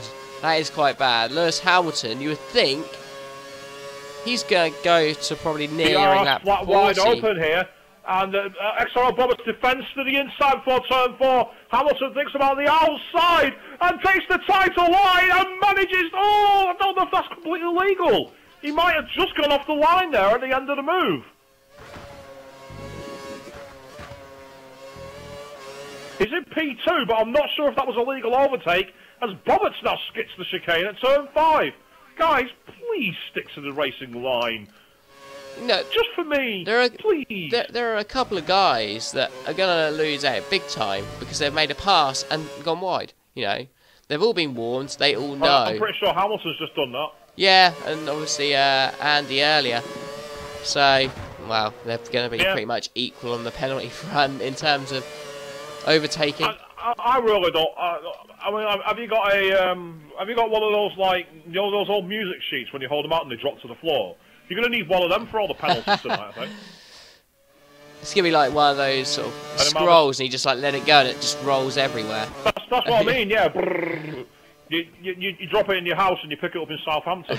So Ice Cold Andy in P6 now is behind Paragon, who's closing up quickly on NMR Mr. Indigo. But Ice Cold Andy's got a great drive on turns 1 and 2 into 3. Things are diving up the inside of the hairpin and manages to make it stick before DRS. He's now going to have DRS on NMR Mr. Indigo. So this could be fantastic driving from Ice Cold Andy here. As F1 Nigel retired from the race. The lure of Top Gear was too much for him, I think. It's ended.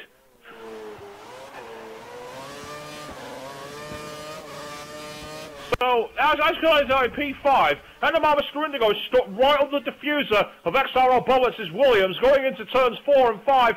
Ice Cold Andy is getting piled up quite badly here because Bobbers is getting very erratic lines, which is compromising Indigo, and the concertina effect is pushing back to Andy. Bobbers goes off the track and Indigo dives around the outside before turn 10, and Ice Cold Andy follows on the inside. Paragon now has got a great chance to attack XRL Bobbers, who's falling out of the window. Oh, that is quicker than someone out of a window here. Down into sector 3, he's already down to P5. Paragon in P6, chasing all over him. But Ice Cold Andy up ahead, meanwhile, is now all over the back of NMR Mr. Indigo, who's on those old option tyres, whereas Andy is on the fresher ones. Turns it down the inside and hits Indigo and pushes him out of the way there. That's definitely an illegal overtake, and Ice Cold Andy is going to have to give that back if he doesn't want a penalty. LGS is claiming that Andy, Jambo, Bobbits from Paragon and Velexity were all disrespecting the track limits. I have to say we haven't been on board with Velexity too much because he has had a really quiet race, but I have to agree with the rest of the names. Definitely. I've lost count of the others. A lot of people push it. But LGS, to be fair, he was also pushing the track limits as well. Not in exactly the best position to criticise. I don't think people... There's been a lot of drivers doing it. I don't think people do it intentionally. Maybe sometimes they do, but at times people just... If you're going off every lap, you're doing it intentionally. Yeah. No one unintentionally does it every lap, as Paragon gearbox started to smoke there, coming into turn 4, and he goes around the outside of Indigo, but Indigo's fighting back, heading into turn 5, as Paragon goes a little too close to the inside at 6 and 7, into 8 and 9, the quick chicane, and riding on board here, Paragon keeps inside the lines, as does Indigo, so good driving from them. But a lot of people are simply doing it every single lap. There's no way you do it every lap by accident. It's just not possible.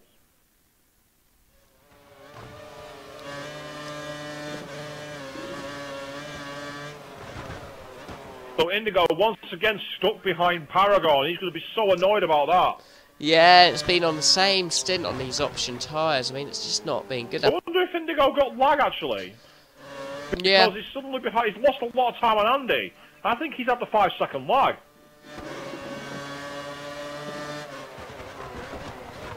Being told that my frames might be dropping. I don't care. Get out of my way. I'm trying to do my job. God, that tyre smoke. Yeah, not tyre smoke, gearbox smoke. That it's is not tyre smoke. awful. It's happening. It's gear smoke. It's happening at every single hairpin corner. Yeah. I'm going to ride on board here with Paragon, looking from behind. So we're looking behind here, and you've got NMR Mr. Indigo with DRS flat wide open, heading down towards turn 4. Got a great chance here, and now heading into turn 4 itself, and Paragon gets on the brakes, and there's the gearbox smoke. Yeah, I haven't seen it as much this game. I mean, I got it quite a lot when I started doing manual gearing, but it's either something I've done or the game or whatever has meant that I don't seem to do it anymore. I haven't Paragon seen made it a too big much. mistake going through turns 5 and 6 there. Almost lost the car and has lost a lot of time as a result of that on Mr. Indigo now. So he's down in P5. Indigo going totally off the track at 10 now. Certainly you've seen how much of this run-up he can use. Same advice Andy is now caught up to ex-Lewis Hamilton in second place. But don't forget, Hamilton has only stopped once. Andy has already stopped twice. Big difference. Massive difference. I'm really surprised at the amount of times Lewis Hamilton has stopped. How much time does that equate to, effectively? Is that about 45 seconds? Yeah, well, it's 2 pit stops difference. It's probably about, I don't know, 35 seconds. Yeah, 35 seconds, something like that. It's a long time either way, and Ice Cold Andy is not romping away at the front, is he? So he's well under pressure here. But Ice Cold Andy's got a great chance now on next Lewis Hamilton. Kerr's being deployed off turn 4, heading out towards the turn 4 itself, and the hairpin DRS now wide open, getting into the slipstream of ex-Lewis Hamilton, who sparks on the ground as he goes over the undulations. Defends to the inside, Andy pulls to the inside completely, goes a little out of shape there, just keeps it on the, just over the white lines though. Literally by millimetres. Now Grosjean, he lost the position due to a penalty to Felipe Massa of Hungary over that. So a precedent's definitely been set. You have to ensure you are on the track when you complete the move. And I don't think Andy was.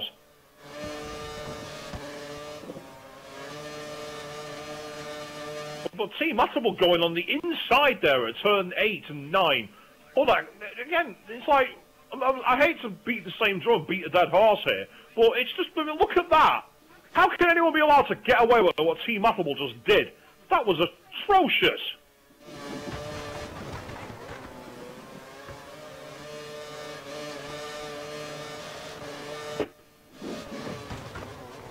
Who are you on board with at the moment? I'm currently on board with Team Apple. I'm watching it as well. I was just going to go back to the bottom 2, who are Bobberts, who's made his stop and is on fresh primes.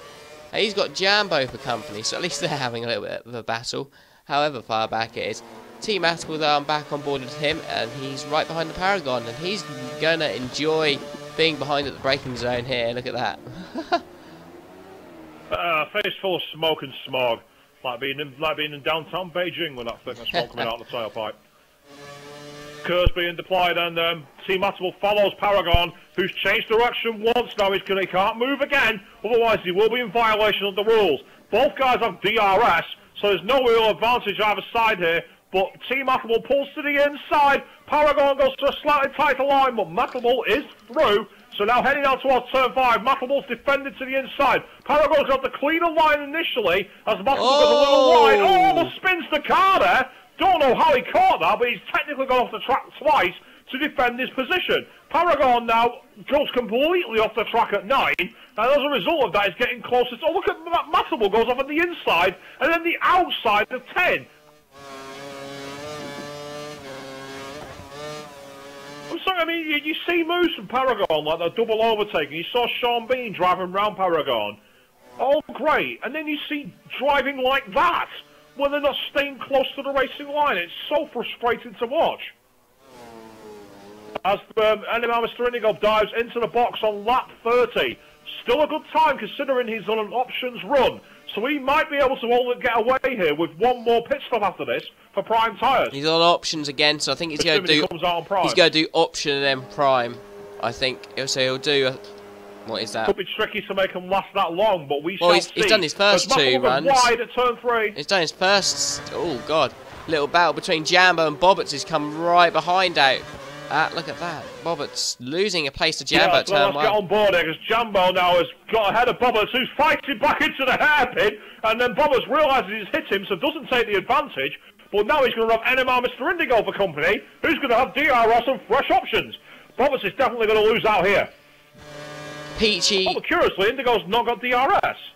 No?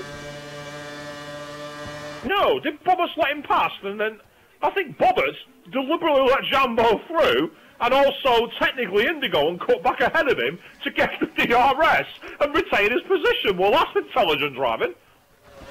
Peachy, I've just had a comment from Peachy in the Channel 1 chat. Well, he would be a very rich man. He's just saying if he had £1 for every time someone's left the track limits, well, there's another £1 for him. Indigo running wide there. Exactly, yeah. Well, it's like me. I mean, if anyone took me up in my shots game, you'd need to be a very rich man to play it with the amount of shots you'd have to drink by now. Clubs are saying everyone Even will get a penalty and nothing will change. Unfortunately, you know, everyone has done it. Not everyone. I don't think everyone's done it, but then again, that's sort of has to be reviewed. But the fact of the matter is, you know, we can't allow this. You know, at the end of the day, you know, the fact of the matter is, just because the game lets you do it, does not mean we're going to let you do it. And if everyone in the field doesn't get a penalty, so be it. But the fact of the matter is, they're not the only incidents being investigated. There are quite a few passes which were borderline illegal moves. And if they get found against the drivers, it is definitely going to have an impact. As Indigo gets a better drive off the corner for Bobberts, who suddenly lags ahead of him, that's a wassling winnie, not a lagging car, not now.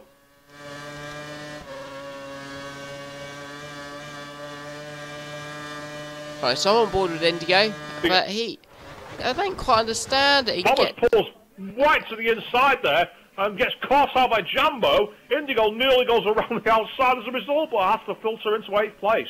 I'm just quite surprised by Indigo. I really would have thought he could get past these guys by now. He's on fresh options. These guys are on sort of 7-8 lap old primes, maybe even longer than that, and he's not got past them. I don't understand it. It's as if he just backs out of it. Where some cars just work better on the prime tyres. I've seen that a few times. It seems a bit strange. But Bobbert's now getting very much out of shape into the entry of Sector 3. Look how wide he was there! He was almost in Wales with the amount of width he took in that corner. Again? Right, I got a question from Jordan Kelly on the stream here, asking who do we think will win the F1 in real life, the first race, and why? Well, first race, I'm probably going to back Nico Rosberg. Possible Hamilton will. I'd expect Mercedes to lock out 1 and 2 there, because their car's going to be the most reliable with regards to pace. On the podium joining them, it'll be any one of the other Mercedes engine drivers. Throw 5 coins in the air, and whichever ones land on tails, pick them. Because any one of those Mercedes engine cars will have a great chance. You might see an outside chance from Raikkonen or Alonso, but the first race, it's definitely anyone with a Mercedes badge. They're going to be the ones that you back. Definitely. Magnussen looks good. Pulls out the slipstream and overtakes Jambo. Yeah, good move from Bobberts there. I was just saying, Magnussen's looked quite quick in pre-season. Never count Jensen Button out. Felipe Massa's move from Ferrari to Williams looks a good one, and their car looks a beauty. It's a very nice looking car with that new livery. They've got the old-fashioned Martini livery. It's really nice to see those colours back in the grid after so many years' absence. So it's nice to see something different on the pack there. The question is as well, you don't count out Force India. They're a team that have been surprising, and there's been rumours that they've actually been able to mess around with the car and make it lighter and give them ballast to play around with. Bobbers, where's he going there? He just wants to start the lap. Oh, right, you're getting lag on your end, okay. Indigo, this is probably his best chance. Yeah, DRS flat wide open, but look at that, Jambo's got the same advantage on the XRL Bobberts and the Williams, so he's just not able to affect the pass. But Indigo will be getting so frustrated. Every time he's boxed, he's come out behind someone who's just held him up and just got in his way. It's the last thing you want. That's the thing. And Indigo dies on the inside there, turn 3, but he's just too far behind to make it work.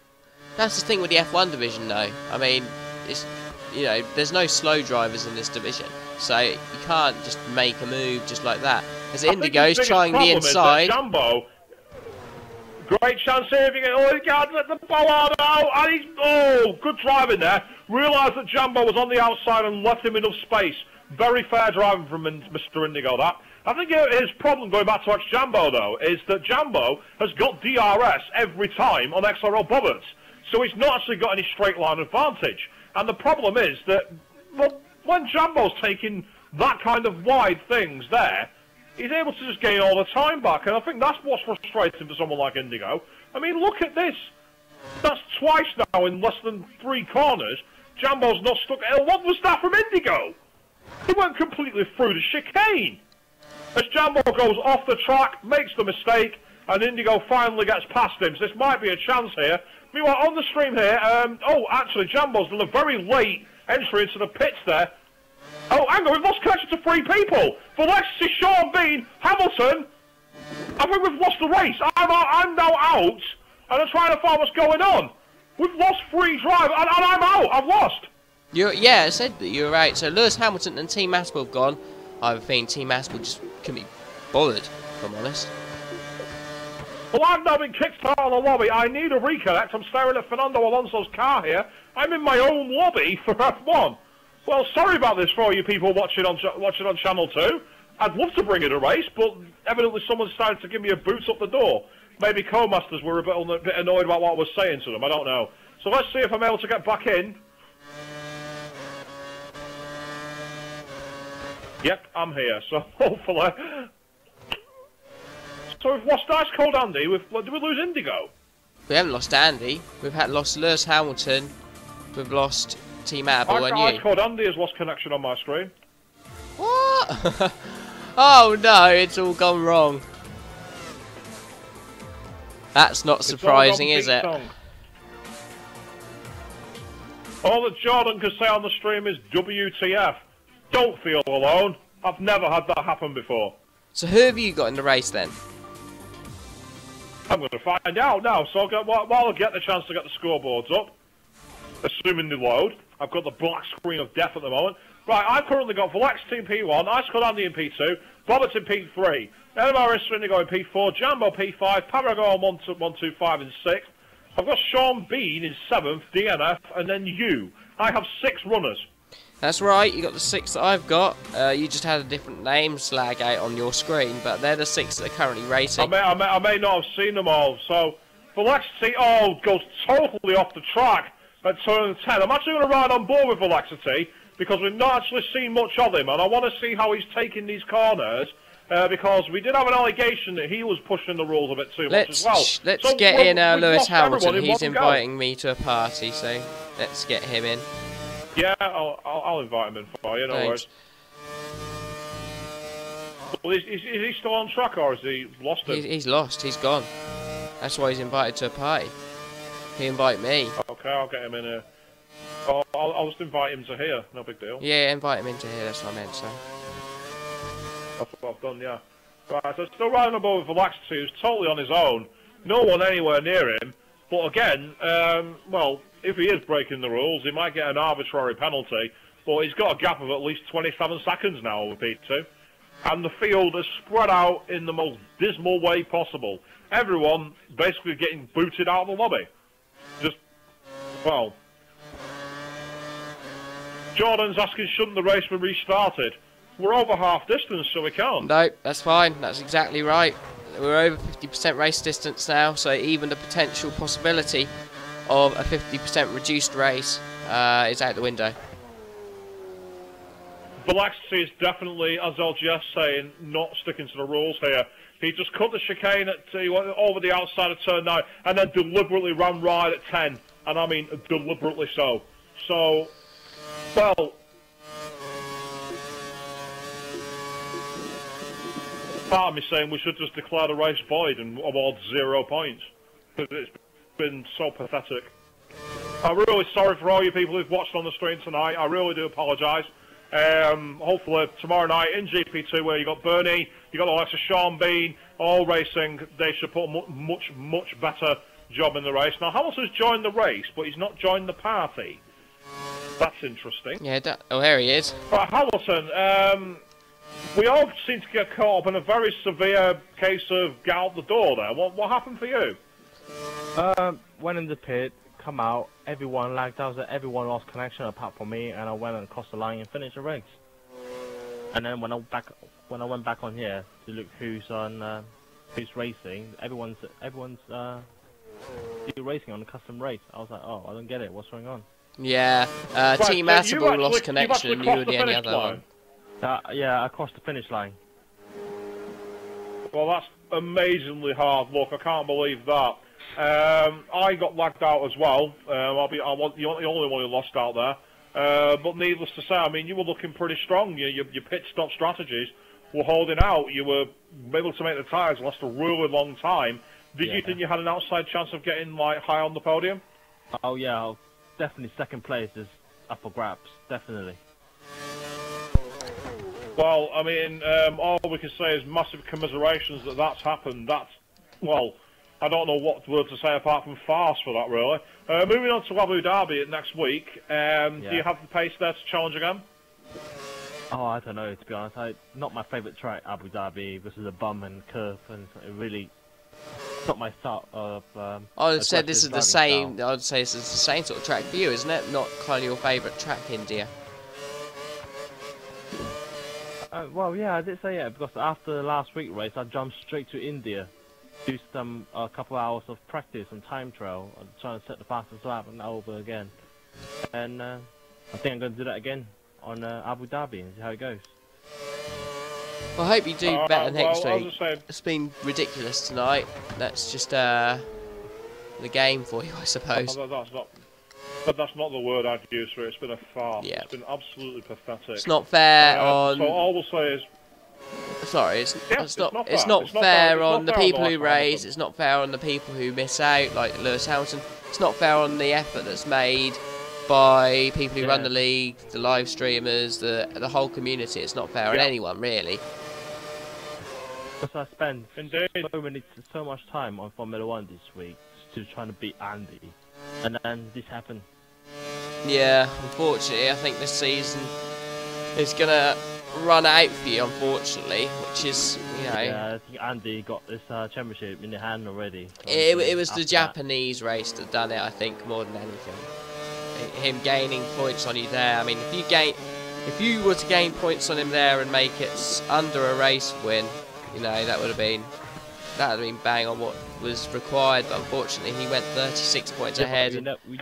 You will never know, though. Well, yeah, you never know. And the thing is, you never know. He may, and I might win some races. He may well lag out at the next race, and then you win or something. And you know, then all of a sudden you're only 20 points behind, and it's on again. But I mean, it's looking unlikely. Anything can happen. Anything can happen. Exactly. Alright, well, I'll say there then, Melissa, so thanks very much for your time. As I said, massive commiserations that this has happened. Best of luck at Yas Marina, and hopefully you do better there. Yeah, hopefully. Alright. Alright, thank you very much. Well, in the meantime, on the stream, we've got a couple of comments from John. He said, feel really sorry for the people who've disconnected. Codemasters sort this online out. We've been pleading for it all season. We really have. On the stream, Motorsponder asking, who is my pick for the championship in F1 this season? I assume you mean real life rather than in the game here. As for real life, I'm going to go with the outside, but I'm still going to back Kimi Raikkonen. I know it's a bit of a surprise choice, but I just get the feeling that with Ferrari having to swallow a lot of humble pie to get him back in the team, he might suddenly be able to get that team more to his style. Can't see why not. I mean, the Mercedes teams have got a distinct advantage, but hopefully after a few races it might level itself out, and I think Ferrari have got a good package. As Red Bull, if I'm honest, I think they've got a good car under there, but it's just the heating. I mean, aerodynamically, it's not going to be a bad car with Adrian Newey designing it, is it? So it's just a matter of getting the cooling sorted, and I think they've got a competitive car. But well, Paragon the 125 has now caught up to XRL Bobbert, who's driving erratically, to be fair, to put that in a fair light.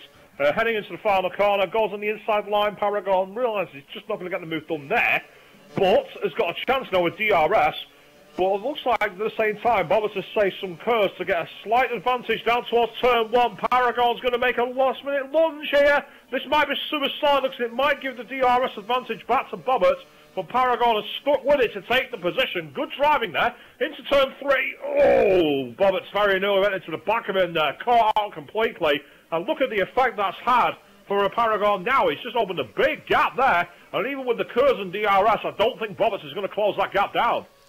Yeah, that's right. Get your questions into us on both Channel 1 and Channel 2. We'll read them out. I'm going to quickly...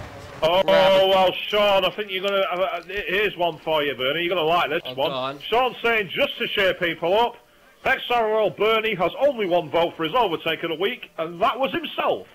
Ha ha ha, hilarious. Yeah, actually a big shout out to anyone who is watching the stream. Just vote for me. It's a great overtake. No, not really. Yeah, I'm sure a lot of people voted for Sean. I think a lot of people have been asked to vote on his behalf. For you, Dan. Yeah, go on. Jordan's asked an interesting question here, saying, or Jordan, however you want it pronounced, actually says, do we watch GP2 in real life? And if we do, who is the favourite driver? I sometimes catch it, but the thing is, I don't have Sky F1, so I only catch it occasionally, depending on if I can get a foreign language version of it, and it's not always guaranteed. One of the drivers I like from that department, though, is I do actually like James Collado. I think he's an excellent driver. Really good. Sam Bird, I quite like him as well. Who's racing? I prefer Sam Bird when he drives in Le Mans cars, personally. Yeah. I think he's a bit of a missed opportunity for F1 now. I have to say, I watch the odd race, but I can't keep myself interested in it for some reason. Just because the standard of racing is probably not as good. So James Collado's a good driver. Sam Bird's also decent. Is Valsecchi racing this season again, or is he just... Because I know he's a third driver. I don't know. I assume he is, because he's the GP2 champion, Davide Valsecchi. So Felipe Nasser's pretty good as well. Sean Bean, automatic 2-minute penalty on you for your race. He said Sean Bean 22 is my favourite GP2 driver. Oh god, that is so bad. Automatic 2-minute penalty for your race tomorrow. We definitely don't think Sean Bean's GP2's most popular driver. If he's watching now, I think Fozzie's come into the league and done really well. So in our league, GP2 wise, but he's, there you go. I've just gone out there. Sean is among the relegation zone in favour of drivers. Nah, not really. I'm not like that. I'm going to get a quick drink, and well, this race has really petered out into nothing, which is not the fault of the drivers. Oh, it's my phone's going again. It is not the fault of the drivers, unfortunately, because again, we've been another week where we've been victim of the connection issues. We always seem to get them. Last week's GP2 race in Suzuka was the same, and even the F1 division last week was an absolute pain in the hole for it. Really bad. For those of you who are racing in the lower divisions, of course, tomorrow night, myself and Chris Moss will be bringing you live coverage of the GP2 division race. That'll be on Channel 1. The GP3 division happens on Tuesday evening. It may get streamed, it may not. Sometimes Dan's available, sometimes he isn't. And then on the Wednesday night, it's going to be either F4 or F5000. I think it's F4 this week, but Dan will be the one who confirms. That's on Channel 1. And then on the Thursday evening, it's the 90s Classic race. That should also be streamed for your viewing leisure. That's going to the 90s Classics League. They've only got 2 more races left. I believe the 20th is their final one. The week after that, it's going to be the DTM League on Forza Motorsport 4. That's a league that I'm setting up, and if you want more information on that, and if you're interested in signing up, go to the forum, sign up there, read the rules, and if you're interested, let me know. Still looking for plenty of drivers to fill the grid. Oh, you have plenty of interest, though, so get your submissions in early, or you might miss the boat. Well, Jambo now was caught right up to the back of XRL Bobbitt all of a sudden. Getting a lot of pace as Bobbitt is actually diving into the pits here, or is he going to go back on the track? Oh, he's very, very late. And also Jambo, Jambo rear-ended him there. Jambo actually hit him in the pit. Totally caught out by the Williams' erratic entry into the pit box there. And Jambo was compromised quite badly as a result of that. But Bobbitt gets out ahead, but gets out behind now. Jambo, I think Jambo may have even served a drive-through penalty there. I don't think he changed his tyres. Unfortunately, the camera cut away to the wrong car at the wrong point there, so I'm not able to quite follow that. We are into the final 25% distance here. It's been a bit of a long race here in New Delhi, unfortunately. And again, we have had the problem with the lag-outs. And, well, Co-Masters, if they're really serious about doing this League of Leagues race, they've got to make sure that all leagues can play fairly, because ultimately, well, could you imagine the bragging rights if someone like us or Apex Racing League won the League of Leagues because their 4 guys had the best internet connection? It'd be pathetic. It would be. I only just came back, so I've only heard about the League of Leagues when you started talking about it. But you can just imagine if we did India. He's all over the back of Velocity. Oh really? We'll have to get to that one. I was just going to say, if we went to somewhere like India as one of the races where, you know, exceeding the track limits is very, very frequent, as you've seen tonight. I mean, if people win around there by doing that loads, like, I don't know, someone like Velexity or Andy won in a race like that, or anyone else from any other league. Andy meanwhile making a move on Velexity out towards turn 4 on the DRS. Velexity fighting back, going for the cutting inside line. Then might give him better drive towards turn 5. Andy currently takes the lead here. He's actually back at the top of the pile, but he's got Velexity all over his diffuser. Velexity, and Jambo's now retired from the race. As Velexity gets very erratic on the back of Ice Cold Andy there. We're down to just 5 runners. 5! This is ridiculous. So the way I see it is, I don't know what the point of me putting all the effort in is for when you see all these people retire, and it's just like so frustrating. We're trying to start a 6th league. It's not the people retiring, it's all the lagouts we've had. As Velexity now gets all over the inside curb there, really got that wrong. Very, very lucky to get away with that. And he's now getting all too much the inside curve there in the final corner. That's completely compromised him, and despite having the DRS, Andy's going to pull away here. But Andy, we have known, has been a bit of a tyre shredder. Has Velexity been the same? Is this a shootout for the lead? Or has Velexity only just pitted and got the advantage on Andy for the rest of the race? Big question, or not a big question, but Peachy wants to know, how are the XRL playoffs going to work out for next season? Hopefully we can get the 6th division going and we get all the testing done and get everyone in the relevant divisions that they need to be in, making the leagues as close and as competitive as they possibly can be, bringing hopefully a lot more good action, great overtakes, and making the league what it should be for next season. Playoffs will work out that the top 2 will get promoted. The 3rd, 4th and 5th place driver will take place in a race against the 10th, 11th and 12th place driver from the division above, in a one-off playoff race, with the top 3, barring any sort of stewards' actions, the top 3 going into the higher division and the bottom 3 going into the lower division, giving, you know, people that, say someone finished 5th in the league in the lower one, you know, giving them a second chance, second bite of the cherry to try and get promoted, and the same for people getting possibly relegated. It just keeps it much closer. I mean, in a league of 14, only 4 drivers won't be involved in any playoff or promotion or relegation battles. So that makes the season will go on for longer, for more drivers, and we'll get less sort of situations like this, where there's people retiring because they're not enjoying the race, because every race will count. All the way up to Brazil, we hope. Yeah, definitely. Now, Velexity is strangely not keeping too close to the back of Andy. Really not enjoying the best of stints here on these tyres. Deploys to Kurz there to give himself a bit of a chance down towards turn 4. DRS will be active, but Andy's been able to defend very, very well here. He might possibly have that Force India set up for straight line speed.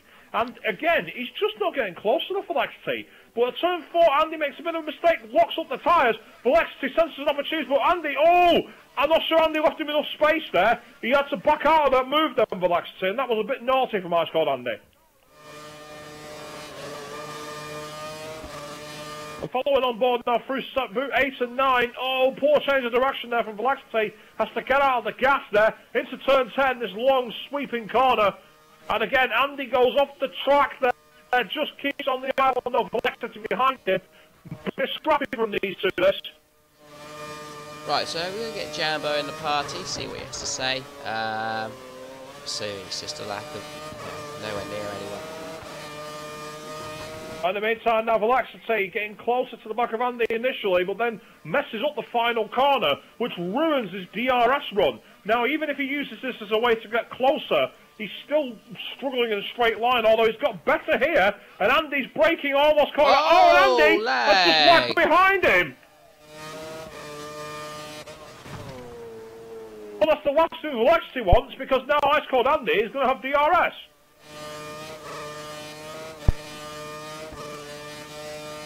But Velexity's opened quite a big gap here. Flap is not open till very, very late from Andy there. I don't think he realised he had the advantage, and Velexity now has definitely got this lead back. under very fortunate circumstances. Certainly seems to be our word of the evening, that, doesn't it, lag? Yeah. Lag, corner cutting, and white lines. They're probably the three most said words on the entire stream so far. I don't think white lines is one because they don't seem to know what white lines are. Hey, as Andy just shows you as well, just to show. The Jambo, best thing about comedy is timing. Jambo coming in and saying he hates the game so much. Come join the party. We don't like this lobby much either. Andy's gone off the track so many times on this lap. Once again, this is so erratic. Jordan's saying with only 8 people, the racing is still good. There's not 8 people, there's 5.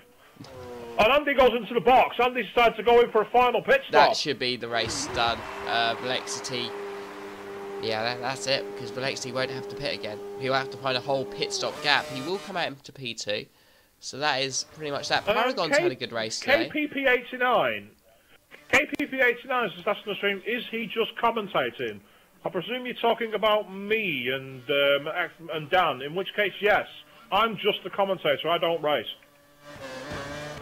I race, but tomorrow. GP2. GP2, which you're covering tomorrow with Chris Moss. That's right. He's taking the seat of Lee Sutherland with you in the box for GP2 Monday Night Races. And yeah, I said last week, didn't I, when I watched the stream back, and I was saying, oh, I don't think I'll do too well at Japan, and I went and got pole. I didn't do too well at Japan. The pace was okay in the race, but not good really. But let's get away from that. I won't be there. You're looking at Fozzie straight off the bat. Fozzie, oh, and he's lost connection. Oh, lost connection, so I was called Andy. Well, I think someone called Lewis Hamilton won't mind on that one somehow. But now we're just down to 4 riders. Are we going to get a repeat of Monaco 1996, where there was only 3 finishers? Meanwhile, I want to get Andy in here if possible, and I'm struggling to find him on my list.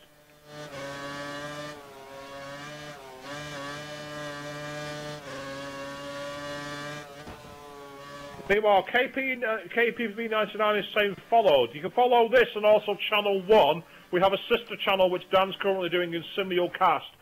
Channel 2 is where we use for both the stream here and also for the other races. So, Andy, we having problems in the racer connection at all? Nope, until then. And then, of course, I was to talk about Codemasters as usual. Whenever me and Velexity were battling for the lead in the past few laps there, I got lag, so he jumped ahead.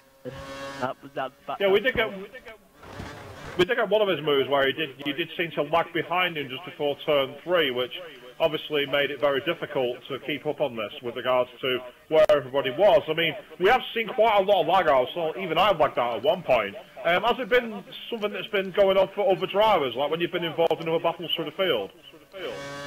I haven't really seen much of it. Obviously, Mr. Spain, obviously if Lewis and Co dropped out, then me. Yeah, I mean, this is going to be a very strange race for us in many ways. There's only 4 finishers. We'll try and put the Nightmare of New Delhi behind and focus on to the race at Yas Marina, Abu Dhabi. Is that a race where you expect to be able to win from? Well, if I do win, and I think I don't know what the championship's like, but I think if I'm 50 points ahead of Lewis by the end of that race, then I title. So that's what I'm aiming for. Let's have a quick look. You today would take 6 points, so the gap would be 42. So you would need to be. You'd have to win. He'd have to finish 3rd. Yep.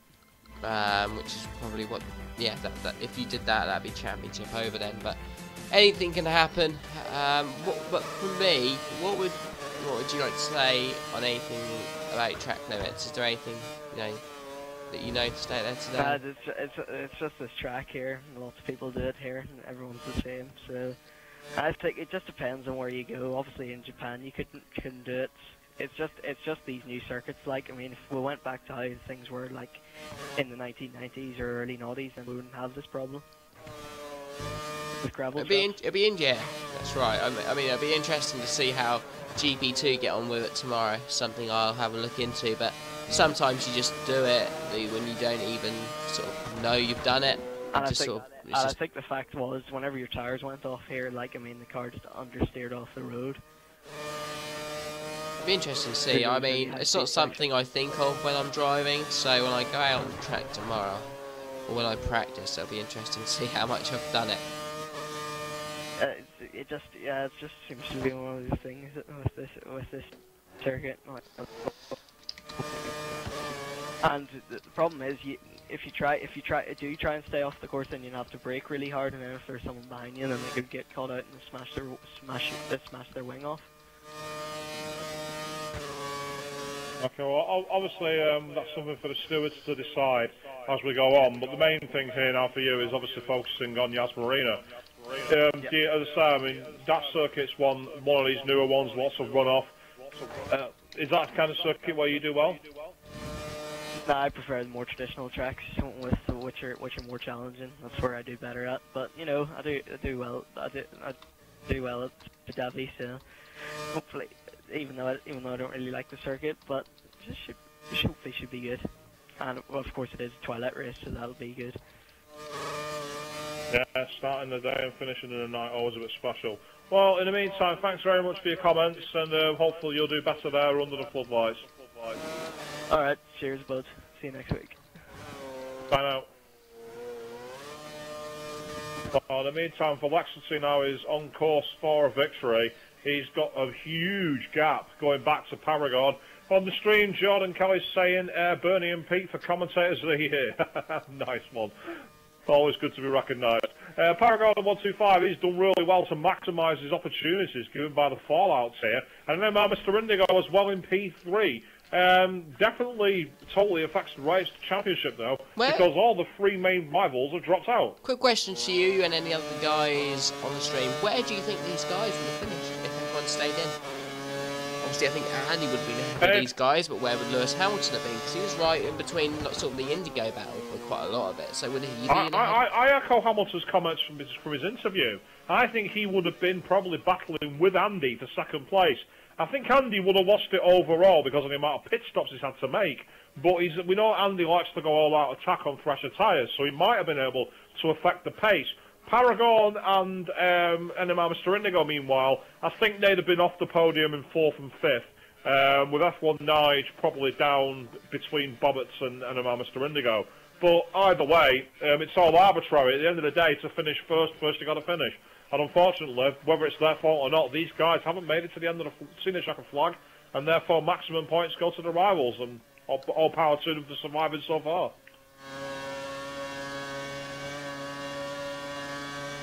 Interestingly, Master Indigo stopped for a final time, and it's now behind Bobbitt's by about 6 seconds. So he switched his strategy, went from primes to all-out options. And he seemed to lose his pace when he went onto the options. I'm surprised he didn't switch back to the primes, because he seemed more competitive there, in my opinion. Yeah, but he did have traffic. This time he hasn't got the traffic, so maybe he'll feel like he can push as hard as he can and try and close that sort of 10-second gap up to Bobbitt's, who is currently running in the final podium position. That's the only thing we've got to look forward to, so I'm hoping it happens.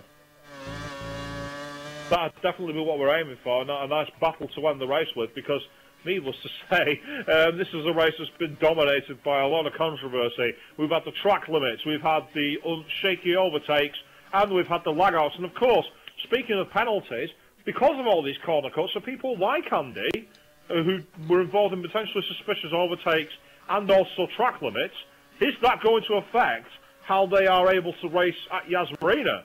Because if they get penalties, they might well carry over. I think the most likely thing is everyone will just get a point in their licence for the corner cuts, which will be the second of the season. You know, people who have already got points, that does mean that they'll get penalties. They'll just get, you know, if someone's got a point for the corner cutting that they did earlier on in the season, a point for the corner cutting they did here, and then a point for a random other incident, that's 10 seconds on the next race. So some people may get affected by it. Yeah. And then you've got things like the overtake, so like outside the lines, which will be penalised and put probably 10 seconds onto the next race. So you will have people who will have penalties next race. It doesn't matter what than way you likely, see yeah. it. It won't be the general everyone getting corner cut will get penalties next race because they'll probably just pick licence points. But that can lead itself to penalties to some of the drivers or even the exceeding track limits when overtaking. That will be carried forward to this next race because they can't. No one will benefit. No one will benefit from someone having a penalty because the gaps are so big. Yeah. 10 seconds won't It's do just one of anything. those things. I mean, it's like, you know, this is where it's all. I know Andy was saying we should go back to the old tracks with gravel traps. That's one thing I definitely agree on. For me, I think what they should do is they say they have the asphalt there because it prevents accidents like Schumacher had at Silverstone in '99 and Mika Hakkinen had at the Nürburgring, where they basically couldn't get the car stopped. The reason they have asphalt is that it's easy to stop the car. Well, for me, there's a very simple solution to it, and it's now been devised. It's called the TEPCO barrier. We saw at Abu Dhabi in 2012 when Nico Rosberg was attempting to lap Narain Karthikeyan, smashed into the back of that car, and then both of them speared off, hit the TEPCO barrier. Less than 20 seconds later, they were both out going, what the bloody hell happened there? And walked off. Yeah, that's right. Get every track in the world to have those at the heavy corners, and you won't need runoffs. Yep, that's right. You can make it so you can there's points around this track where they have it, but you can have the walls much closer to the track and have gravel between the walls and the. You know, there's quite a lot of runoff at some of these places. You don't need it. It's like turn 10 there. You see how much runoff there was. You could go drifting on the outside of the circuit if you wanted to. We finally lost connection to Sean Bean. Has he been affecting the lag? If he has, that's a penalty on you, boy. I mean, looking at it, Felipe Massa's incident with Rubens Barrichello Spring. I mean, he's not in control of the car and there's a runoff. And if there wasn't a big barrier there, which I know, but if there was gravel there, it would stop the car. And you know, if he did hit the barrier, if he hit the barrier, it would have been sort of not that bad. But because there was none, he just went into it full power. Well, I think in terms of runoff though, in terms of the one incident which really underlies why it's not a good idea, is Ayrton Senna at Imola in 1994. Yep. Went straight off into Tamburello wall. Had no chance of survival. Also, I think surely it'd be just more cost effective to just put gravel there. It'd be cheaper. I mean, it's like for me, for instance, probably the most farcical circuit in the world for it is Shanghai, where it's got one gravel trap going into the pits. I know. What's the point? Apart from when it stopped Lewis Hamilton, what's it there for? It's there for all of us to get angry when we go wide on the entry and into the entry there. Just for the game's sake. Well, Jordan, if you are interested in joining XRL, go on the forums, sign up. Raced in a social races. He raced in one tonight. You already raced in one, so keep them going, keep signing up on the forum, keep getting involved.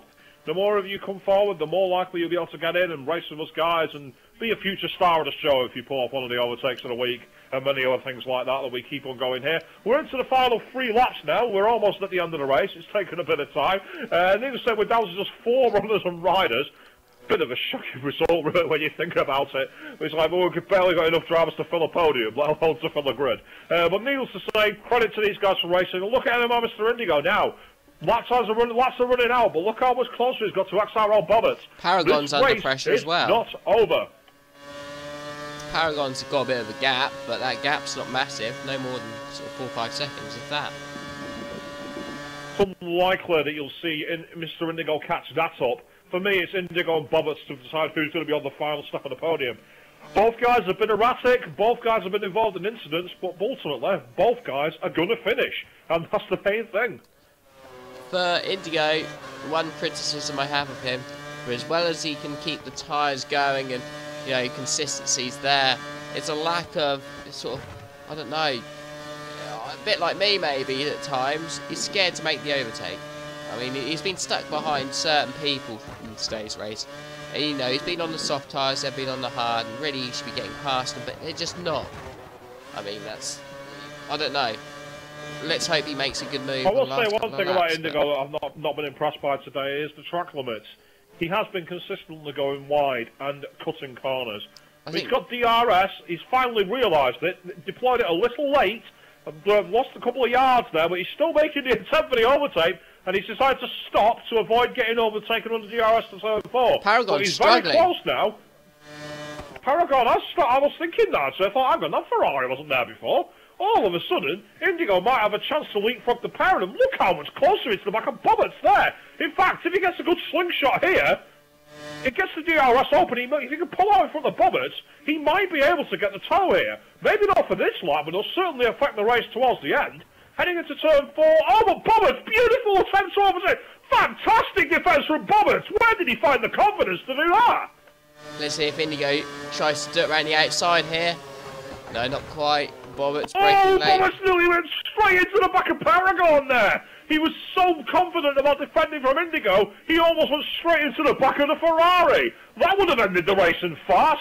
Well, who says you can't have a load of action with only a few drivers on the grid, eh, viewers? We've got XRL, the Bobbitt's now in P2, having got past the Paragon. But Paragon and Bobbitt's collide, coming on the outside of 10. Paragon goes completely off the track on the inside of 11, and up on the outside. Indigo's thinking on the penultimate corner. Dies on the inside. He's now going to be potentially in DRS on the back of XRL Bobbitt's here, and he's got Paragon all over his diffuser as well. Paragon goes a little wide on the entry, and also Mr. Indigo said tighter line, DRS flat wide open here. We're on to the penultimate lap, and then Mr. Indigo and XRL Bobbitt's are going to have a scrap right to the very end into turn 1 there. Indigo taking the tighter line, slower line to get better traction off for turn 3. Great intelligent driving here, but we have seen how defensive Bobbitt's is on the brakes. He goes too wide at turn 3. Indigo dies at the inside. Now can Bobbitt's, despite having no DRS, get a good toe here to get away from the Paragon, who's completely fallen off the cliff? He's absolutely nowhere near them. He's lost a good 15 seconds in just like 3 or 4 laps. It's ridiculous. Bobbitt's getting a decent line, but then goes too wide at turn 4, and I think that's going to be raced pretty much over here. Sean B on the train meanwhile, on the stream meanwhile saying 4 drivers on track, 3 in a train. What? As X4 XT finally starts the final lap, he's got a huge gap on these guys, a good 30 seconds. He's on his own in first place. Indigo's now dropped Bobbitt's by about 3 seconds, I think. So Bobbitt's has got pretty much no chance of taking second place here. Indigo vaulting from the bottom of the pile to get himself up in the lead. It is Velocity, who's quite a long way ahead of these guys. He's definitely going to be taking the checkered flag. And we did say he's going to be the most surprising driver. Are we wrong?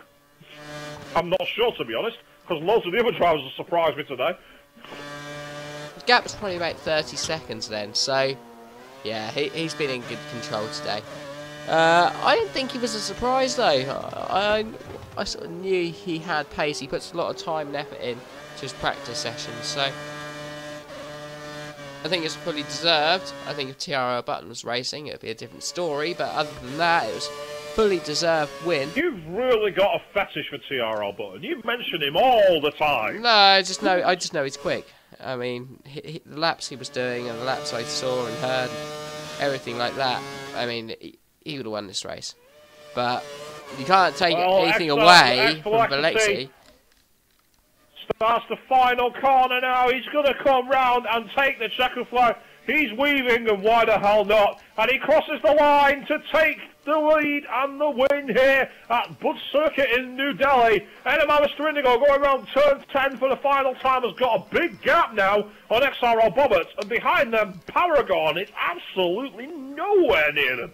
Totally dropped off the radar here. It's been a controversial race with all the dodgy overtakes, all the people abusing the track limits, but either way, it's going to finish with Mr. Indigo in second place, and then XRL Bobbitt's, he's doing very well to rule the bottom of this tier here. This podium is going to be completed by these 3 guys. Fantastic driving all round, despite all the issues of lag and everything else. Congratulations to the 3 of them. So let's get these guys into the box now so we can get their views on what was a mental race for probably the wrong reasons. Be interesting to see what their opinions on track limits were today as well. Well, I'll certainly go make sure that question is... Oh, come on. Well, I did receive a couple of messages from Smithy Lad at one point. Didn't get a chance to read them. I'm not sure what he said, so I'll try and get those now while I've got a brief moment. Oh, no. Right, so for Laxity, a race which you seem to have pretty much from control in the fact that you're in pole position and were able to stay there, aside from a couple of lag issues with Andy. How was the race out there for you today? It was pretty easy, to be honest. From the start, basically, just got away, and then no one else really troubled me from there. Well, we do want to ask your opinion on track limits, because we did see quite a lot of drivers going off, particularly the turn 10 horseshoe, and also the chicane of 8 and 9. As a driver out there, what's your opinion on that? Was it easy to keep control of the car, or was it other reasons? It is quite hard when you've got the 100% fuel on, to be honest. But, yeah, there was quite a few of us doing it. From what? Okay, well, either way, I mean, you still managed to get yourself in position here to be able to get yourself a great position on the podium, so congratulations to you there. We'll go to you, Mr. Indigo. You seem to have a race almost of 3 parts, really. The first part where you were doing a fantastic drive, but on the option tyres, you seem to start falling away before your resurgence at the end. How was the race for you? The race is kind of crazy. I started at the back because I thought I was going to be slow, so I didn't want to get in the way. But then, as you said, on the prize, I got to second. And then everyone sort of lagged out. I don't know what happened there.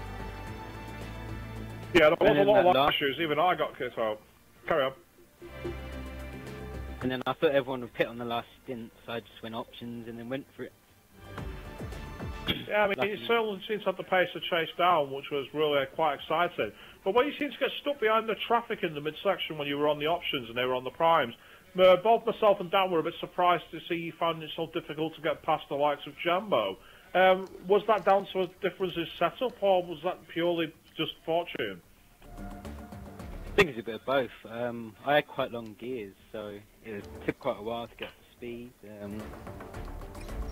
Going on the options sort of threw me. Like when I overtook Lewis Hamilton, he sort of lagged in my car. That sort of threw me off. And then unfortunately, the lag has caused a few issues, but still, it was a great fight back to come second. So congratulations there for you.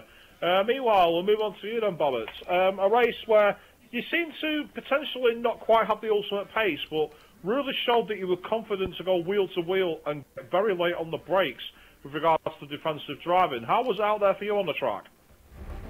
Oh man, that was absolutely fantastic. I couldn't have, excuse me, I couldn't have asked for a better result really. I mean, I was a little bit unfortunate to lose the place to Indigo at the end, but he did have the quicker tyres. I mean, and mine had just fallen off the cliff, so I was even lucky to perhaps go ahead of the Paragon as well within the last couple of laps, but overall I am pretty pleased with the result. Indeed. As I say, I mean, it was good to see that a few of you managed to hang on to the end.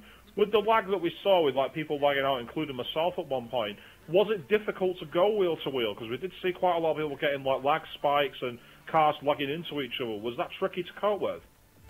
In all honesty, actually, I didn't have any issues at all with the race. Nobody on my screen was lagging or ghosting. I had no problems at all. That's why I went, wheel to wheel with everyone confidently. And as you said, my defensively and late braking was just on top form tonight. So, yeah, I had no issue at all. So that's why I did those.